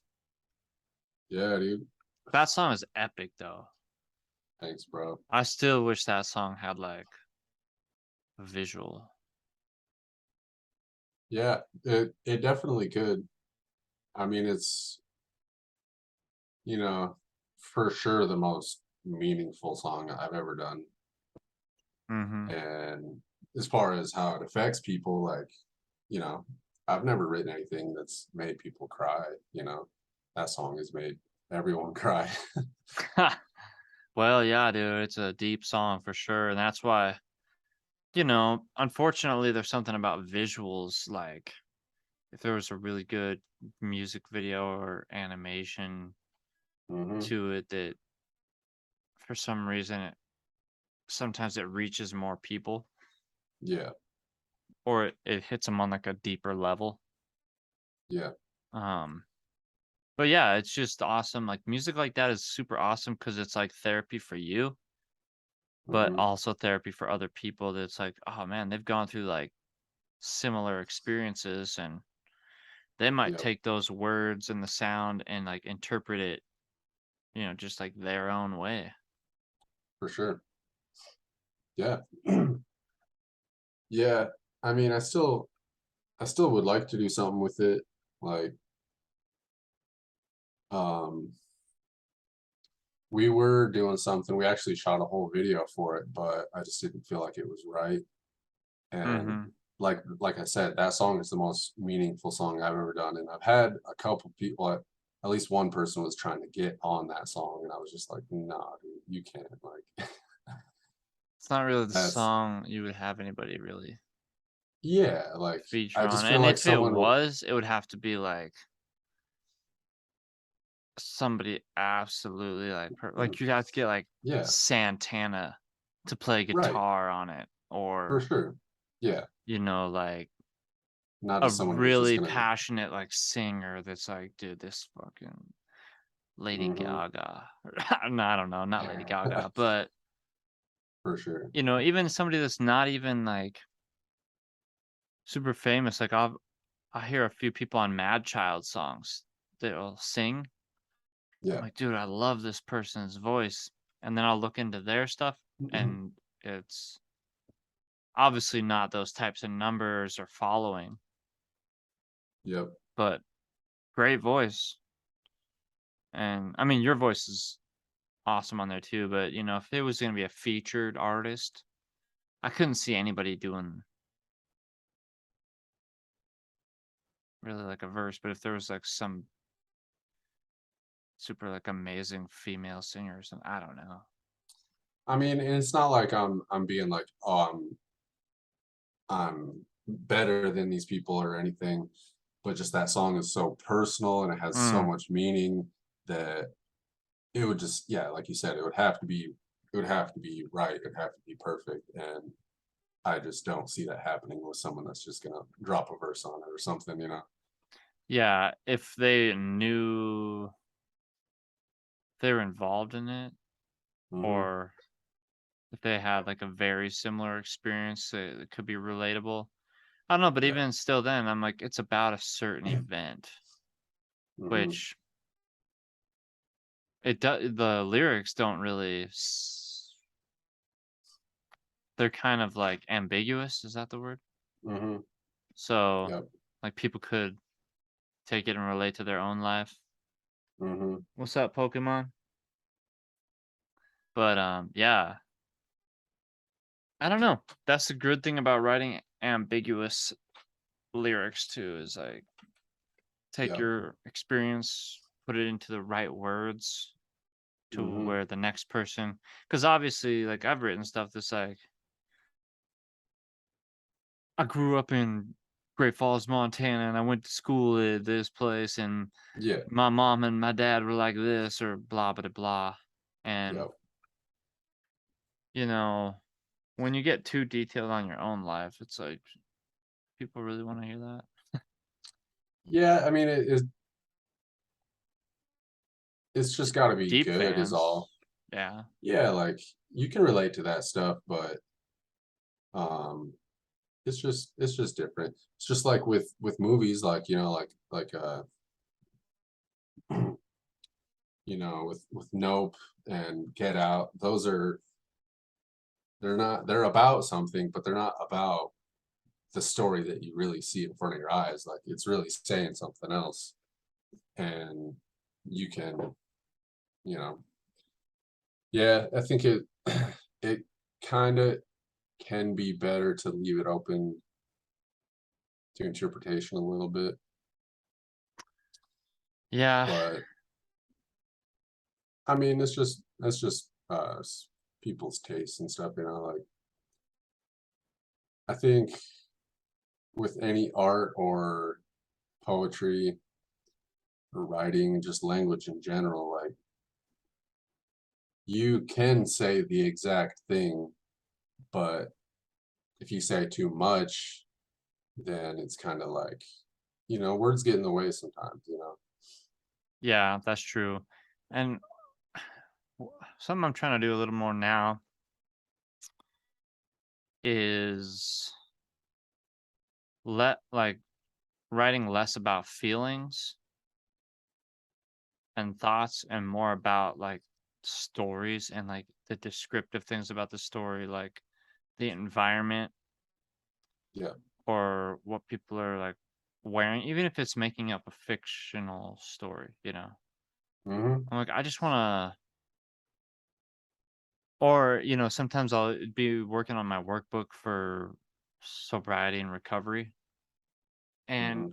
you know, so I'm writing down all these answers to these questions about the self reflection stuff and like why we make the choices or why I've made the choices I made or you know realizing all these Hmm. little aspects about yourself and I'm like man if I took these and could reiterate them a little bit could make songs and stuff out of these that are explaining that I might not write in lyrics normally you know For sure.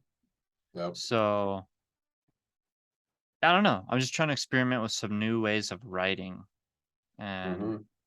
I have to force myself to write sometimes because I'll just like sit and stare at the paper Yeah. and I'm like, oh, what am I gonna write? What if I don't write the right thing down? And then Yeah. I'll be like, you know what? Whatever I write, it doesn't have to be in concrete. I can scratch it out, erase it, throw it away. Yep. To just write sometimes, because sometimes when I get to writing, it clicks, and Yep.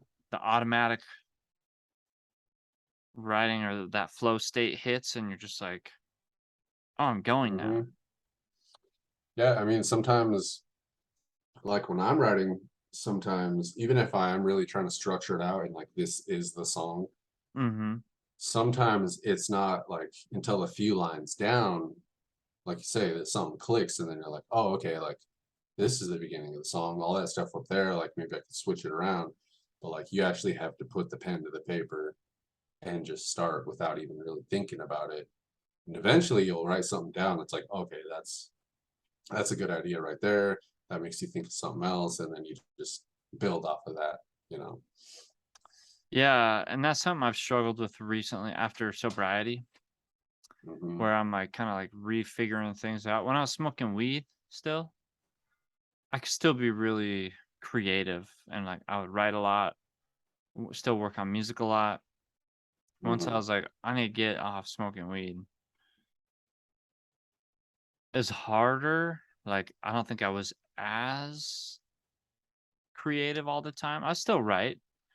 Right. It's kind of from a little bit different of a perspective. Obviously, I'm not high. hmm Um, but I'll look back because I still have journals like from the years, pretty much from CBA, Right. Chemical Berry Avenue, the band, high school band. That's when I bought my first journal because I got the Kurt Cobain journals book, Yep. and that made me start thinking. I was like, you know what? I should journal. Yeah. So I started journaling, and that's when I would got into The Secret, and I would like write down what I'm trying to manifest, what I'm trying to make happen in my life, hmm and I'd write lyrics. And then so slowly as I got more into alcohol and mainly marijuana and then other stuff came, but I would just I would just write like crazy, like a madman. Yeah. And it definitely wasn't all good, but I'll sift through it sometimes, like, what can I find in here that's, like, really good? Yeah. Or I would still trip on it myself being like, "Man, why can't I do that now?" Like, why would it just be when I was, like, all fucked up that I would be, like, writing like Well, crazy or super creative, you know?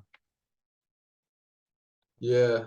The, I mean, there's something about the way weed makes you think. Mhm. Like things will just pop in your head.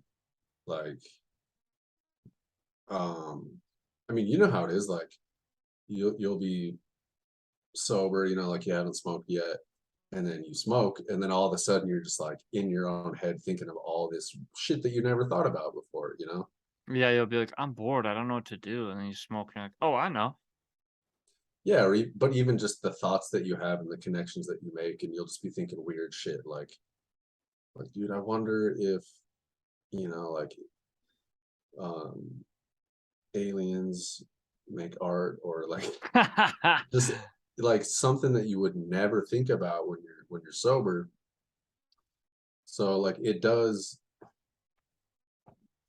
help with creativity, but the thing about like being under the influence and then doing things under the influence and getting good at things under the influence is that once you're sober, those skills, it's like I can't remember what it's called, but it's like a learned thing where your brain is under the influence, and say you're writing or something, if you're always writing when you're high, your brain makes those pathways that is like, okay, I'm this is the state I'm in when I'm writing, and I'm getting Oh, good right. at it in this state.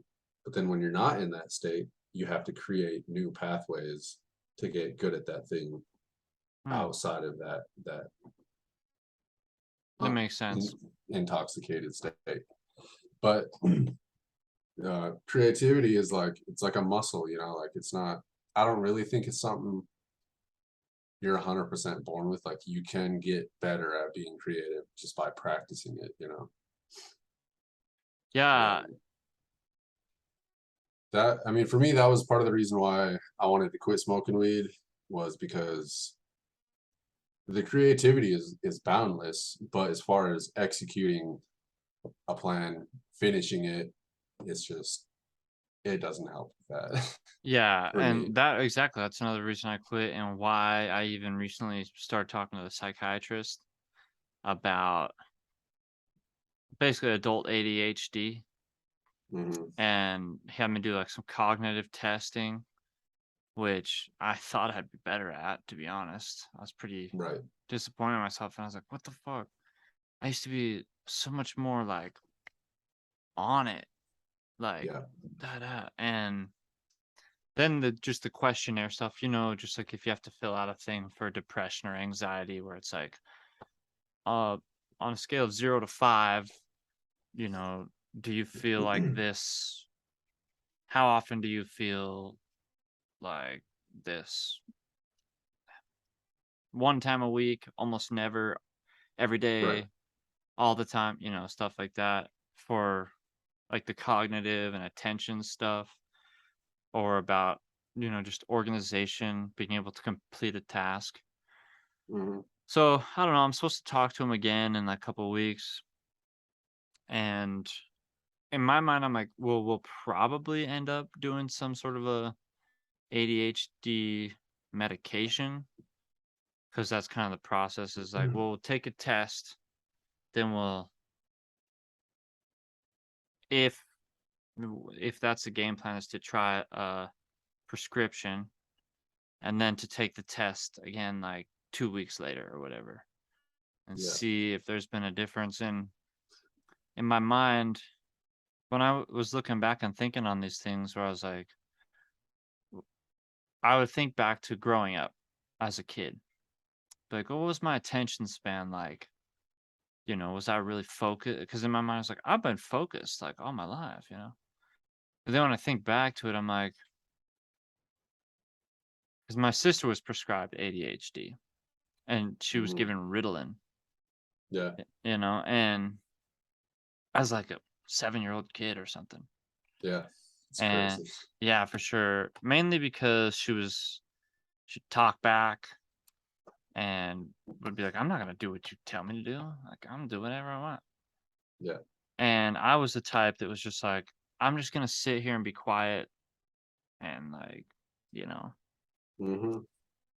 I would in the beginning I would like get my work done, get my homework done or whatever, like elementary, which is like how much work you really gotta do then. Right. But once middle school and high school came, like I would apply myself, but really I didn't give a shit. I was like, all I Yeah. think about is skateboarding, rock and roll. Hmm. And a lot of times I'd just be sitting in class, like reading skateboard magazines, Metallica. It's like I'd be looking at the teacher like, I am not listening to anything you have to say. I'm Yep. just thinking about thongs, sex, rock and roll, skateboarding. Yeah. And so in my mind, I'm like, I don't know. Maybe I do have a problem with like, or maybe not a problem, but again, where I'm like, if I could just myself up and apply myself, if it could make a difference in my life. And um, then when I was taking this test, I was like, oh, maybe I have done a lot of damage to my brain with, Well, I mean, I honestly do think a lot of that is that, because when, you know, when you're smoking weed every day for years, Mm-hmm. That's, that's how your brain functions, and the brain is so like plastic that it will adapt to being in that state. And like, you know how it is, like you could smoke weed all day every day and still function and still be good at things and all that. But when you stop doing that, you have to relearn all these different things. And as far as I really do think that's a big part of it, because I mean, I'm not against being medicated if it helps. Obviously people do need to be medicated for certain things. But Mm-hmm. on the other hand, that's the psychiatrist's job, like they they prescribe you things, and like I said, I'm not against that at all. But as far as school goes, like it's just such an unnatural place for kids to be. Like kids do not want to like sit in a room and listen to an adult, like no matter what. Like Right. kids don't want to do anything that they're being told to do. Like they just want to run around and play. That's all kids want to do. And there are True some that. kids that are just like insanely smart, and so they probably do thrive in those kind of settings. And But some people that like being told what to do and follow for sure, directions. for sure. I mean, like, yeah, dude. Like, your sister. I remember because I met your sister before I met you, and Mm-hmm. because we sat next to each other in science class in seventh grade. And that was right when I moved to Great Falls. And I remember that. I was like, dude, she just won't shut up. Like she was constantly talking to me.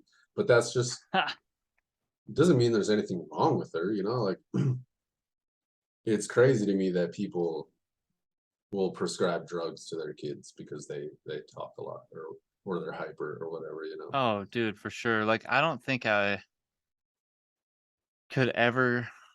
Well, I don't think I'd ever put my kid on like some prescription drugs. In my mind, I'm like, if you once you develop into like an adult, your brain is Hmm. developed, and I just did a lot of abuse to my brain, like alcoholism. Like I'm like, damn, that drinking like I did or drinking like my father and my uncles did. Obviously, I can see the damage done. Or Yeah. they'll say how you kind of stunt your growth, or it'd be Hmm. like, oh yeah, if you start partying when you're 13, 15, 16, you'll kind of remain that 16-year-old kid in a sense. Hmm. Or the things about marijuana where I'd always hear people say, oh, marijuana makes you dumb or it kills brain cells or this or that. And in my mind, I'm like, I don't think so. It kind of makes me smarter. But I definitely would be pretty dumb sometimes. Like sometimes I just blank out and be like I For remember sure. one time I was working at the Taco Treat Amiga Lounge.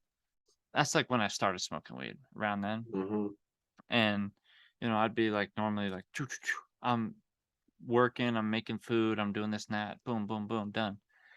And one day after I had started smoking, and I'd go like get high with the guys, go out to the van on a break or whatever, Yeah. and come back in like, hell yeah. Hmm.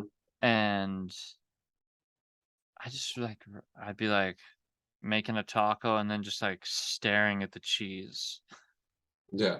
And then like I remember one time like the manager lady, she's like, Jake, hello. I'm like, oh, she's like, what are you doing? Right. And in my mind, I'm like, I don't want her to know I'm high, but of course she's probably like, yeah, you're totally high. Like, For sure. so yeah, I mean, there was definitely those things are working, like even in construction, that became pretty common for us. It was like, yeah, we'd wake up, smoke before we get working, smoke during Hmm. smoke break, lunch, Yep. afternoon break, and then, you get used to it. Like you say, you get used to that state Hmm. of living and being and working. Yep. But then again, when I was getting off of it and being like, you know what, I'm actually a better worker For sure. physically. Hmm. It's Yeah, like all dude. that physical work. It's like, damn, dude, I'm like more energy. Yep. Some of the focus stuff, if I'm sitting to draw, I would say that if I smoke weed, it could help me. Hmm. But physically, Yeah. not really. Yeah. I I agree that like, because they say your brain doesn't really stop developing until like around our age, basically. And I think uh, women develop a little faster, but it's around like 26, 27, something like that, Mm-hmm. 25-ish. So there's definitely times where I'm like I feel like I'm catching up, you know, Yeah, as me far too. as my brain developing, like I still feel like I'm growing and learning, and I don't think it ever really stops, but there's a point where your brain does stop developing, or at least like really really slow down, and if you're, I was the same. I started smoking weed around 15 or something, started smoking every single day probably around 17 or 18, and just Mm-hmm. didn't stop basically until, there'd be periods where quit for a few months and all that. But for sure, like you just gotta pave those pathways, and that's what's cool about the brain though, is just like with practicing something, like you do something once and it's hard, and then you do it again, do it over and over again, and then it's just like second nature. So when you're kind of just getting off something like that and you feel like there's something wrong with you, I think it's just that frustration of making those new pathways in your brain.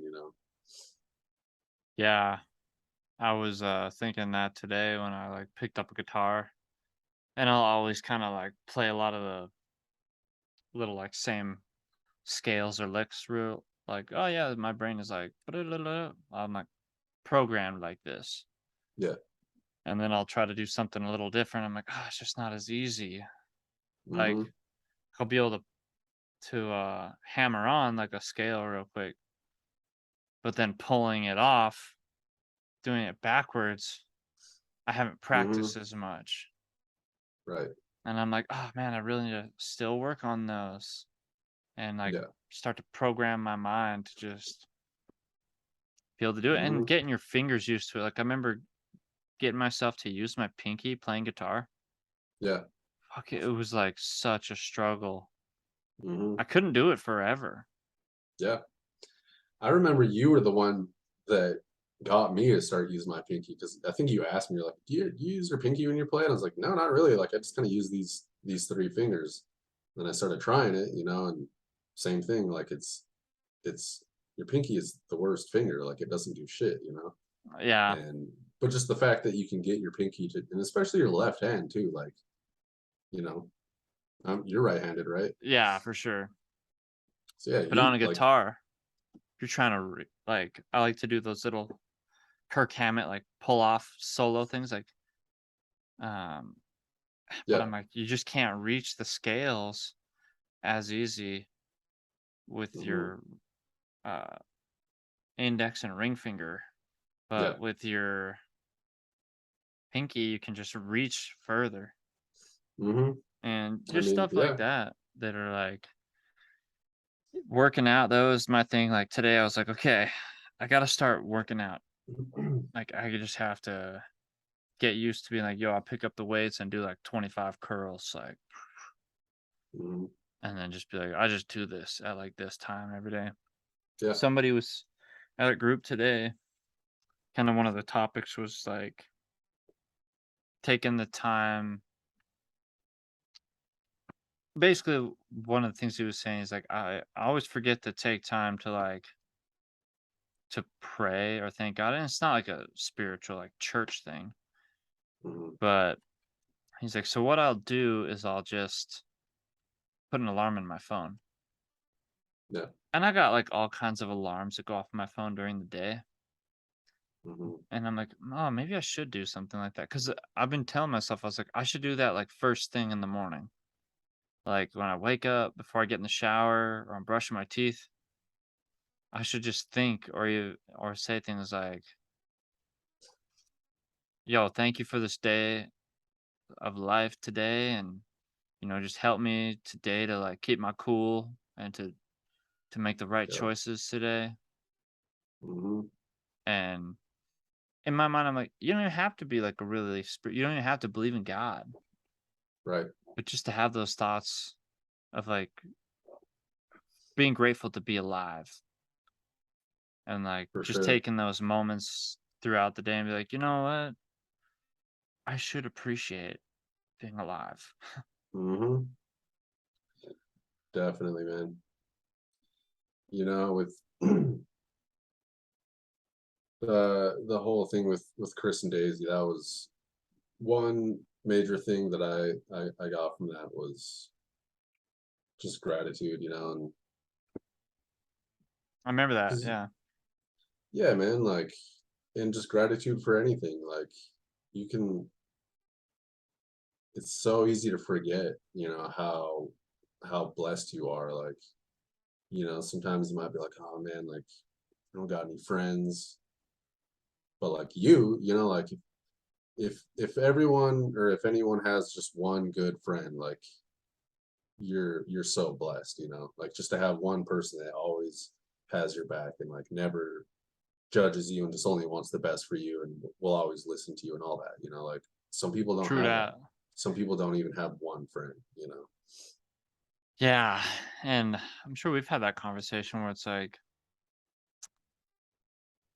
you don't need to have a lot of friends. You just need to have like Hmm. a few good friends.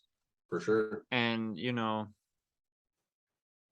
obviously I've had like best friends in my life, people I'd hung out with every single day. Yep. And, but I like we've talked in the past, I'm like, You're probably the only one I have consistently spoke with and stayed connected through all these years of my life. Yep. And I don't know why that is. Like, I've Me got neither. I've just lost touch with a lot of other friends that used to be my best friends. Yeah. I've I've sent them messages sometimes too, and I haven't got any replies back. Yep. Sometimes I wonder, I'm like, is it me? Did I do something wrong? Maybe I have gone quite crazy in my life.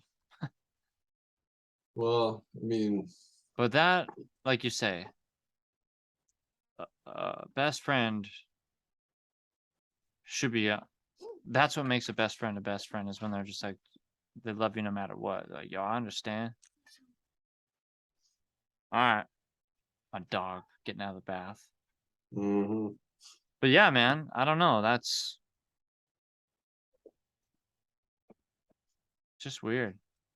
it is, man. And like I actually recently uh reached out to someone, and it's kind of the same thing. It's like you don't talk to someone for a long time, and that exact thing happened to me. Like I kind of think on people, um that I'm like, this person, like I'm sure they're still my friend, like just because we Oh haven't yeah, talked in a long time, and so I reached out and I was like, hey man, how you doing?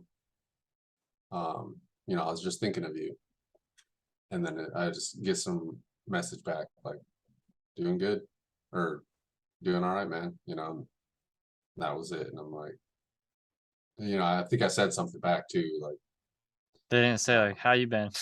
right, right. It was just, yeah. And when someone is like, hey man, like, just thinking of you, and wanted to talk, and then they're just like, oh, I'm good. You're like, all right, well, I guess, guess it's time to move on, because I'm not gonna like, Oh, they like I'm good. Like I'm good. I don't want to talk to you. right, right, Or they're like yeah, I'm good. Life's good. yeah, like, but like, there are those people that like you look back on, like Nate, like, um I'm pretty sure we'll always be friends. You know, like we haven't. I was just talking to him recently, actually, and I was super glad that he was like talking back and wanting to talk back. And I was, you know, I'm like, dude, I need to go down there sometime because you're one of those people that's like, I've known Nate since same like you know around the time that I met your sister in seventh grade. You know, like, and we were just always friends and always ran together and stuff. And you know, I lived with Nate. You know, like his mom was like Yeah. my second mom. You know, and there's just those people that like sometimes you got to reach out because they might be thinking like, oh, you know, maybe it's me. You know, they're thinking that, and then you know, it's you can't just sit around and wait for people. But if you do reach out and then they're not reciprocating, it is kind of a letdown. You know, but it is nice to just know that there's people out there that like even if you don't talk all the time, like me and you, I talk to you more than I talk to my mom. You know, and Yeah, you too. Uh, well, and it's weird, like you and I make like time once a week to chat. Of course, we like make a podcast, share it, and it's like we would probably talk anyways, whether it was for a podcast for other people to listen to. yeah, And although we talk about some pretty far out stuff, and I think that, you know, there's a few people, like I'd see some of our homies that would comment like, yo, I'm listening. And then I'm like, yo, we got a few homies that like to regularly listen. And I'm hmm like, yo, that's fine with me. I'm cool with just being like, yo, my homies like to listen to us just ramble. for sure, I've seen other strangers be like, dude, I'm just fucking high. I'm in the UK. I just stumbled upon you guys. I'm yeah, tripping.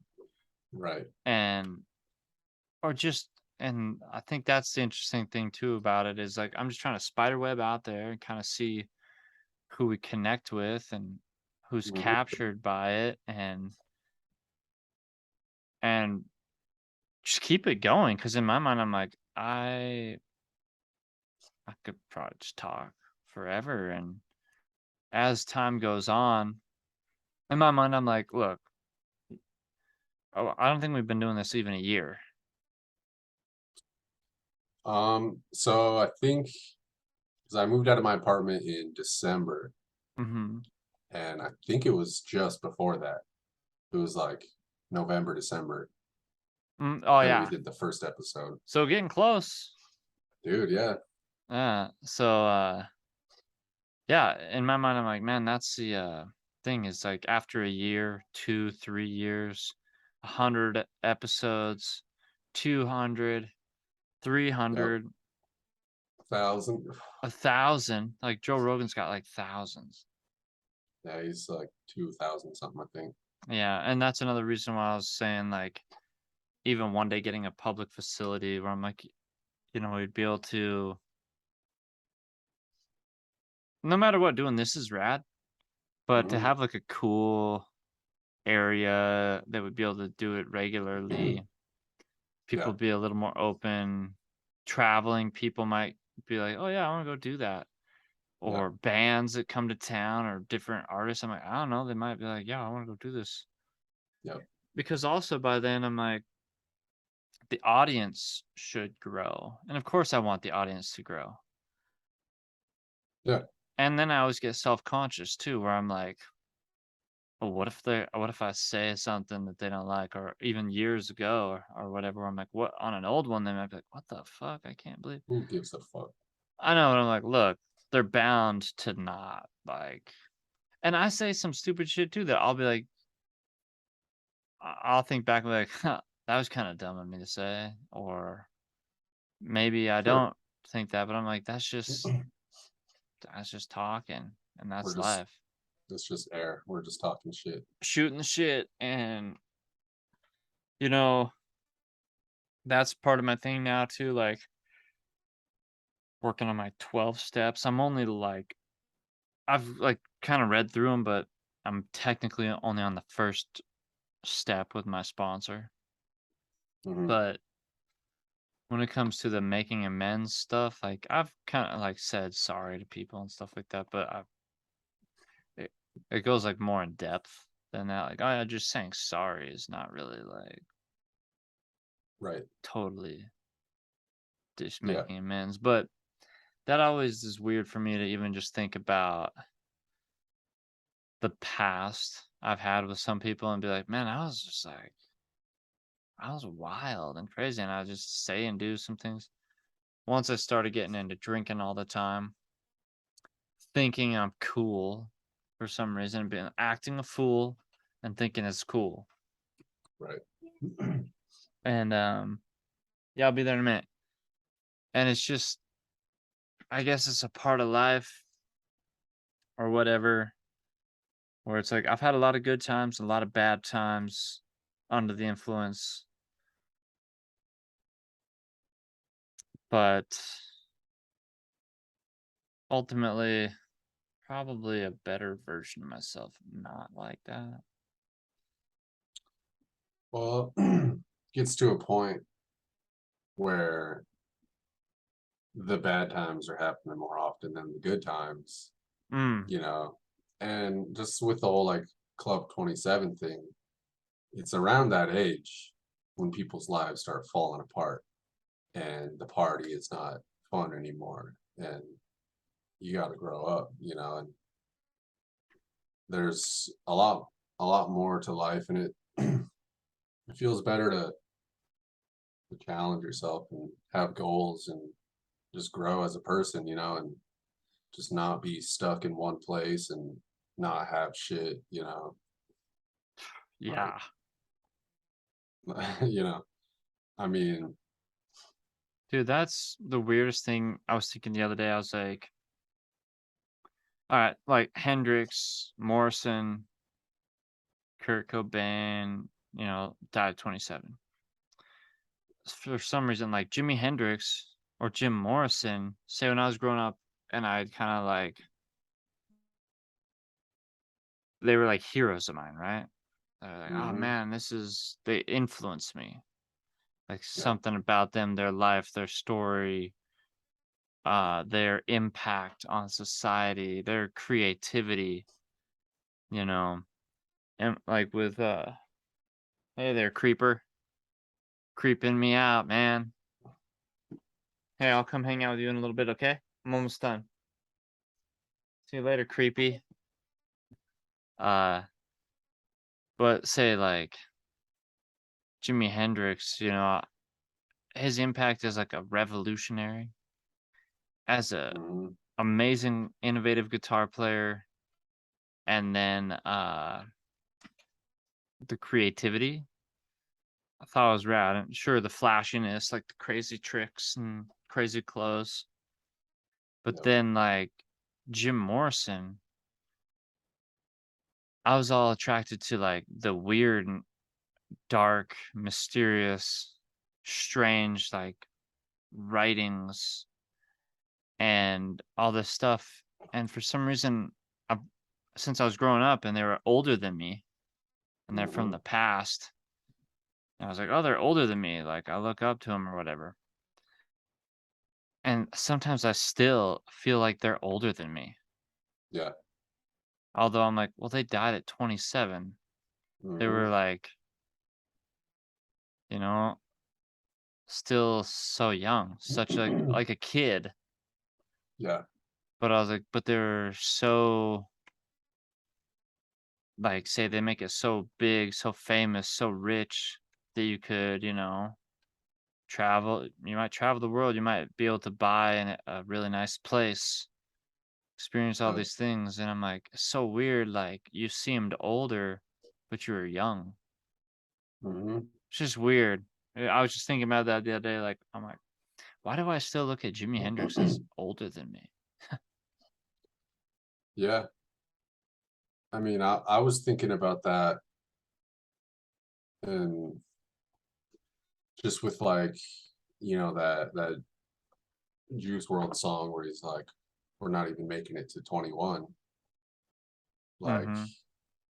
it's there is something attractive about that lifestyle, something like just that recklessness, and it's all happening for them, and then the audience kind of reinforces that.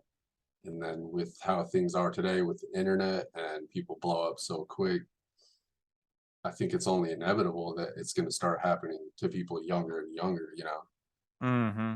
because people are telling them that this is so cool, you know, and you're posting videos of yourself popping Xanax, you know, and it's, you know, millions of views and stuff. Like why would they want to do anything different, you know? So it's just it is fun, man. Like that's why people like it. It's because it's fun. Like partying is fun.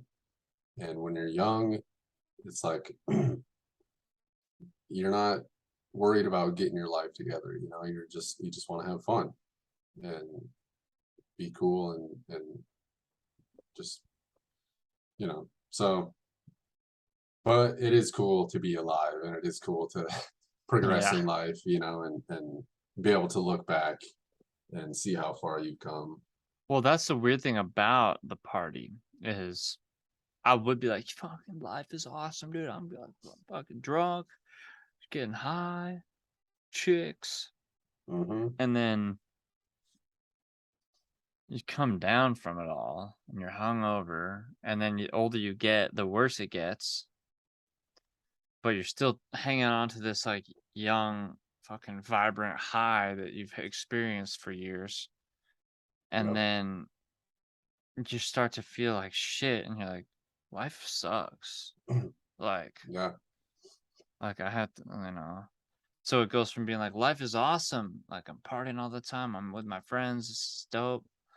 Then eventually it's like you just do too much. If you're doing too much, and it starts to affect your brain chemistry or Yeah. your life, where you're like, oh man, my job, my money, my girlfriend, my relationships Yeah. with people, like that's everything I'm going through right now with the recovery process and like going through these steps. Mm-hmm. And it's just weird how you might party for years and it's a blur, and then you wake up one day and you're like, fuck. You might wake up addicted to meth and heroin, Mm-hmm. you know, when it all started as like getting drunk with your buddies in high school, Yeah. smoking joints. And I don't, you might get in a car, you might break a leg or something, and then you end up strung out on Oxycontin, Mm-hmm. and then For you run sure. out of your Oxy prescription. So you got to find heroin, Yep. you know, Yeah, just crazy how that happens to people. And, it's true. but Pharmaceuticals, man.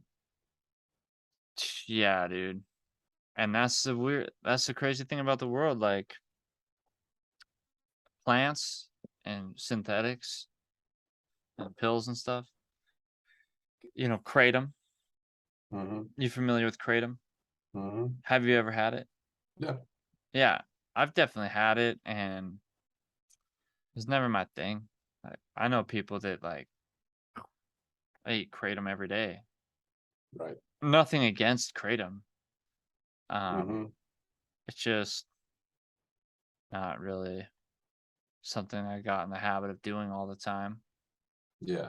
Plus, I try not to do stuff like that anymore because I have such an addictive personality where I'm like, I don't know, dude. The way I am is if I have a whole jar of these, like, I'm obviously Mm-hmm. not like that with my prescription medication now. I'm like, dude, I take Yeah. my regimen and Yep. that's it. Mm-hmm. I do what the doctor prescribed. For sure. But marijuana is not like that. Like, sure, I'd go get a medical license. It's Mm-hmm. like, okay, now I got weed, but it's not like eat this edible in the morning and then eat one at night or smoke a Right. joint in the morning. I'm like, no, dude, I just smoke fucking whenever I want all the time, you know? Yeah. So yeah, it's interesting. But I guess everybody's different. Everybody got different chemistry. But Mm-hmm. you and I've always had chemistry. We're able to chat for hours, For sure. rock some good music together, make some cool art, Mm-hmm. live together, travel together, Yep. you know. Fucking A, bro. We'll have to get together again in the real world soon. Hopefully before it gets snowy, that would be rad. At least we can do these video chats. Yeah. I mean, I'm definitely looking forward to this every week, you know. Mm-hmm. And just like we are saying earlier with contacting friends and stuff, there's been times where we wouldn't talk for months at a time or whatever, you know. Yeah. And it's not like it was a big deal every time we talked. It'd just be like, nothing was different. But I think it is cool to have this, so it's like something, talk more often, and we bullshit and get into some deep stuff, but we also talk about some pretty important stuff, makes me think. And I actually like listening to the podcast. It sounds weird, but like I'll listen to these podcasts at work, and Nice. it sounds like a podcast, like it's mostly why I do it, is because I'm like kind of trying to listen to it from an outsider perspective, Mm-hmm. And I was always a little bit hesitant to do podcasts because I'm like, yeah, what if it's cheesy or whatever? But I don't think it is. I think it's cool, and So I definitely think it could lead to a point where it's like, we're in a studio and it will. I Mhm. manifesting it, bro. Yeah, You I can know, see it now, and dude. yeah, man, and that's just the thing. I think that it's been one of the strongest things about our friendship and like partnership with a lot of things is like in my mind, it's not like I've ever like given up one day. It's not like I was ever like, you know what? My music dreams are behind me. It's Mhm. time to set down the guitar Right. and just focus on my construction Hmm. or whatever. Like that was never just my life. Like, sure, I do construction and I play guitar and make music. I might not always be able to do stuff, but there's always something going on. Like I always have a project in development. And in my mind, I'm like, we've always had, well, we're artists and we've always been creative, but in my mind, I feel like I've always had a goal Yeah. where it's just to be successful artist, Hmm. you know? For sure. And, I think that it's just interesting because ever since we started the band back in high school, that's really where it kind of started. Before that, I was like, I'm gonna be a pro skater or I'm gonna Yeah. go professional doing something, Hmm. and the band is really when my musical dreams started to be like, you know what? Yeah, dude, I'd love to do that just to play guitar and Yep. be able to travel, play in front of an audience, like write something. Yep. Just Cody could write like Hmm. riffs. For sure. And Shades of Black, man, I was trying to play that the other day too. Dude. Hmm. Because I'll even like still kind of try to throw in little things that remind me of it. And I'll still think in my mind, I'm like, I don't want to steal the song Right. Yeah. from any of the guys I've ever played with, where it's like, no, dude, like what I played with these people or whatever they wrote, like that's their Yep. thing. And we're still doing it.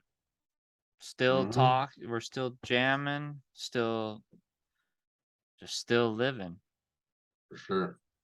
But like I've said before, I'm like, man, I remember one day going into Great Falls and I think I was playing like a show in town, probably just like a little back alley pub or something.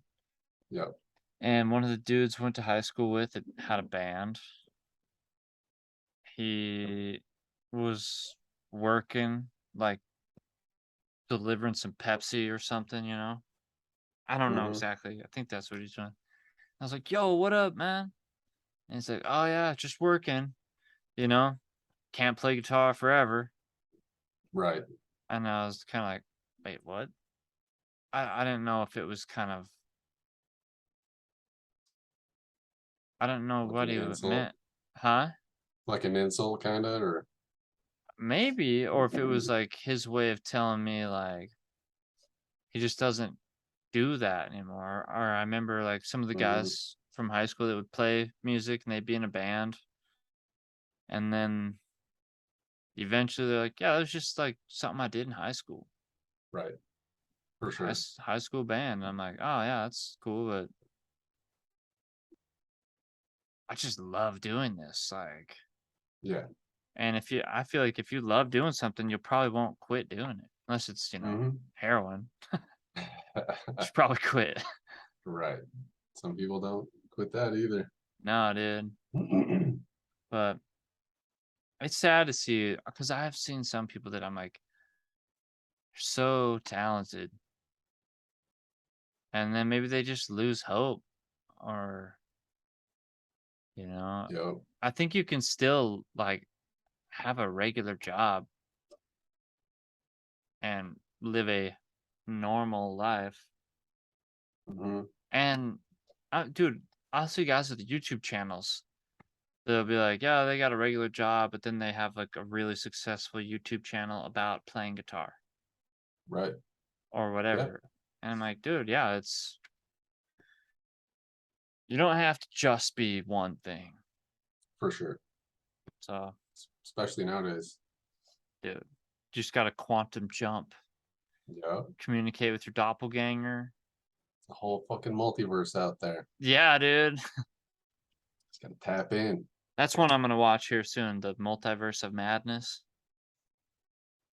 The Doctor Strange. Yeah. Hmm. Have you watched it? Yeah, it was all right. All right. All right. All All right. right. Uh, Oh all yeah. right. Well, maybe that's how I should end them too, huh? All Uh-huh. right. Well, All right. Well, time to hit the dusty trail. hit the dusty trail back home from the crossroads. Just good deal, man. Good deal. Let me see that Bowie shirt though. Yeah, I got this in LA. Oh, What? I'm stuck. Yeah. Look like When that. we were down there together? Yeah. Okay, we must have quantum leapt into another timeline because I do not remember that. I mean, I bought a few shirts when I was there, I guess that and one slipped. you know what? Maybe I didn't. Maybe I got that. Maybe I got this here. Oh, I remember you got Poison. That Poison shirt was fucking dope. Yep. The butterfly Yep. one, checkers and Hmm. butterfly. Yep. That's And all then I I can left my remember. pants there or something. My Yeah, belt. I ended up with your pants, but I got them back Oh to yeah. you. No, that's right. Yep. Uh, I was gonna Yeah, forget I something. ended up with Anthony's underwear. No, I wore them back home. No, Right. His man thong. his Wait, you man. had the No, man yeah, thong. that one day I was like, dude, I gotta put on the man thong so I can rock it at the beach. And then we're like, We didn't go to the beach. no, we're like cruising around town, and Anthony starts like laughing in the back seat. And we're like, Yeah. what's so funny? And he's like, I just remembered you're still wearing that man thong. I'm like, Uh, yeah, dude, it's really riding right now. Got a massive Looking at wedgie. yeah. And then James is sitting driving. He's like, what? Oh my God. Yeah. Uh, Gotta have the thong, man. that thong, the Never thong, know. thong, thong. Yeah, Gotta be dude. prepared. Dude, I still can't wait to go back there again. I've been Hmm. thinking about James. I would like to Hmm. make another video with him. Yeah. Sometimes I feel bad because I got all pissed off at him. Yeah. It happens. And I apologized and was like, "Oh, dude, sorry. I am actually bipolar, like diagnosed. Working on that shit and recovering alcoholic and addict. So, trying to, Hmm. you know, Find the tighten up the balance. loose screws and all that shit. But yeah, he cut his hair. Have you seen him? Yeah, I think I seen something on Instagram or something. I can't believe he cut his hair. Yeah, Sell out. No, I'm just kidding. right. No, I mean, I'm never cutting my hair again. Dude, I've been growing my hair out. It's getting there. Hell yeah. Got You the growing the kind of mullet? mullet. Yep, Nice. the Theo Von. Hell yeah. No, I figured that James would probably cut his hair one day, but I was always in the back of my mind. I was like, man, that's gonna be weird because he shaved his face, he shaved his beard one day, and I was Mm-hmm. like, wow, you look like a kid. Like, Mm-hmm. I always feel so weird if I shave my face. I can't. There's no way. No, dude. And last time I shaved, I was just like, I'm just going like short beard. Yeah, But I don't have the jaw structure for it. I'm just not that guy anymore. Like, Yeah, plus then you just like look there's so power weird. in it. There's power in the beard, man. Yep. Yeah, somebody asked me that. He's like, how do you like get your beard to like go down? I was like, well, you You have just to have the power of the good Lord. hmm I'm just fucking around, but yeah, I don't know, dude. You just stop shaving it. yeah. Just That let dude, it that's grow. why I started growing out though, because my neck. I haven't shaved my neck. You have to shave your neck. Yeah, I keep it like kind of right there. Yeah, We got to get our sponsor, Manscaped. dude. Yeah, hit him up, dude. I'll hit them up, man. Be like, I I got mean, this. Get the beard oil sponsor. yep. I just need to The reach nut out. trimmers. Well, that's about the only thing I shave. Yeah, you got it, man. I got to, man. It gets wild, About once a year. No, right? Yep. Annual but ball shave. in fact, that's what I got to go do right now. I'm gonna have a busy Right. night. No, there's a lot to shave. Yep. Yep. Yep. All night.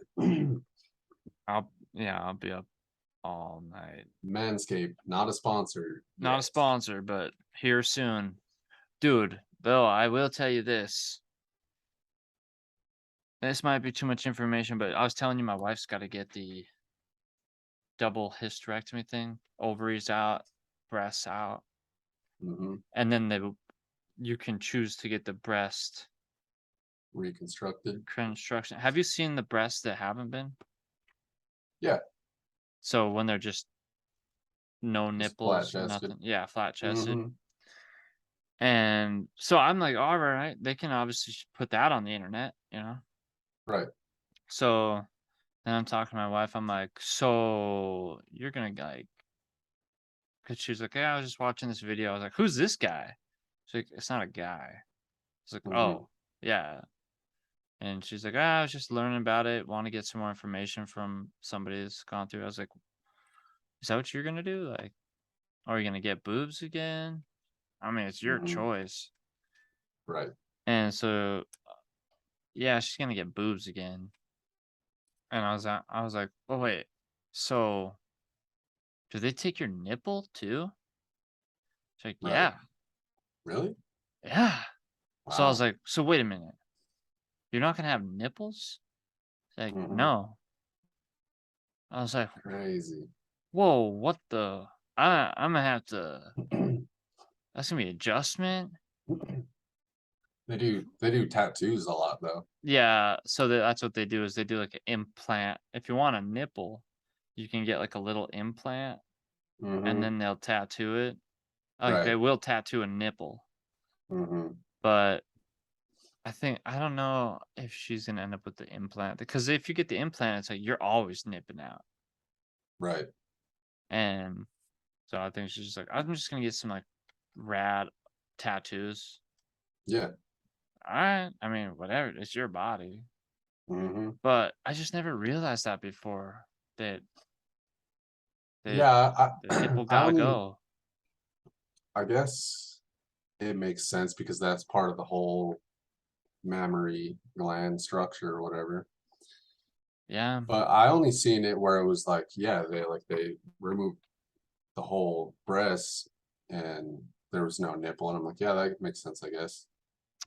Maybe if But it's just if it's like the cancerous type stuff you're trying to get rid of that they have to take the nipple because people that get breast mhm, implants Yeah, they still have keep their nipple. nipples. Mm-hmm. But yeah, so we were joking around about that at work. We're like, so wait, can they get like a nipple transplant? Right. Like get like a nipple donor? Yeah. I don't know. I'm like, fuck, I don't know what people do nowadays. Right. I mean, I don't see why not. I mean, I don't see why we have nipples. Well, Kayleana's like, she's like, well, I can just get tattoos. I can't even see your nipples. All those tattoos. And I was like, shit, you can barely see my nipples anyways. They're so fucking small. Yeah.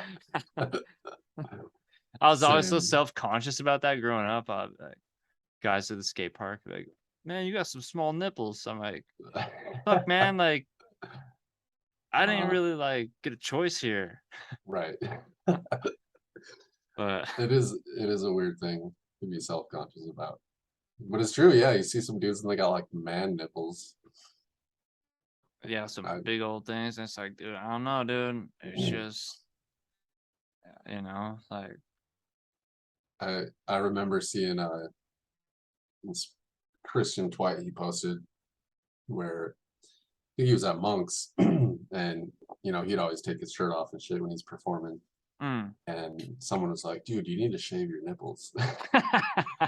And I was just thinking, like, why? Like, why do you care? Oh shit, dude. I'll be thinking that sometimes.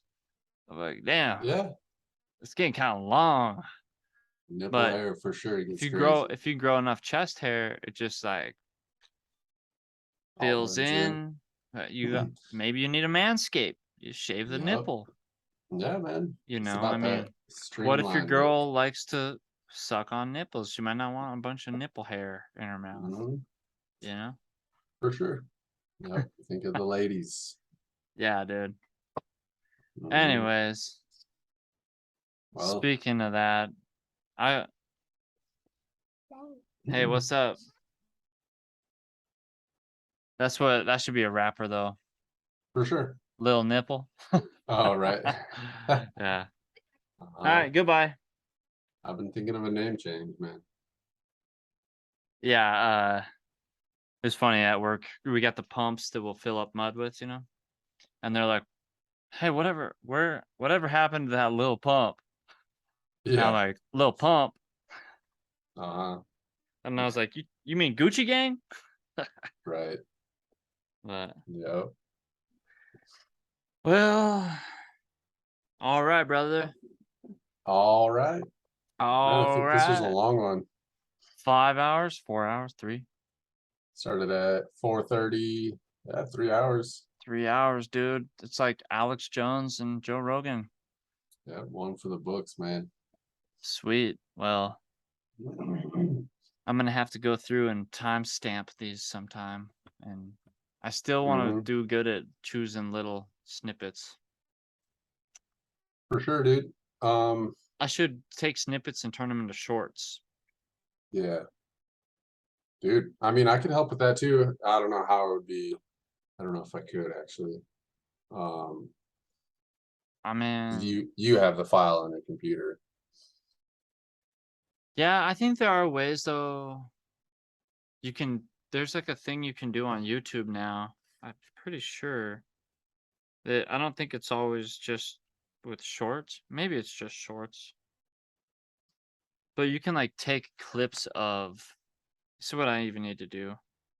Um, Let me see. You can like, I think you can do it from your phone, Hmm. and there's like a little button. It's kind of like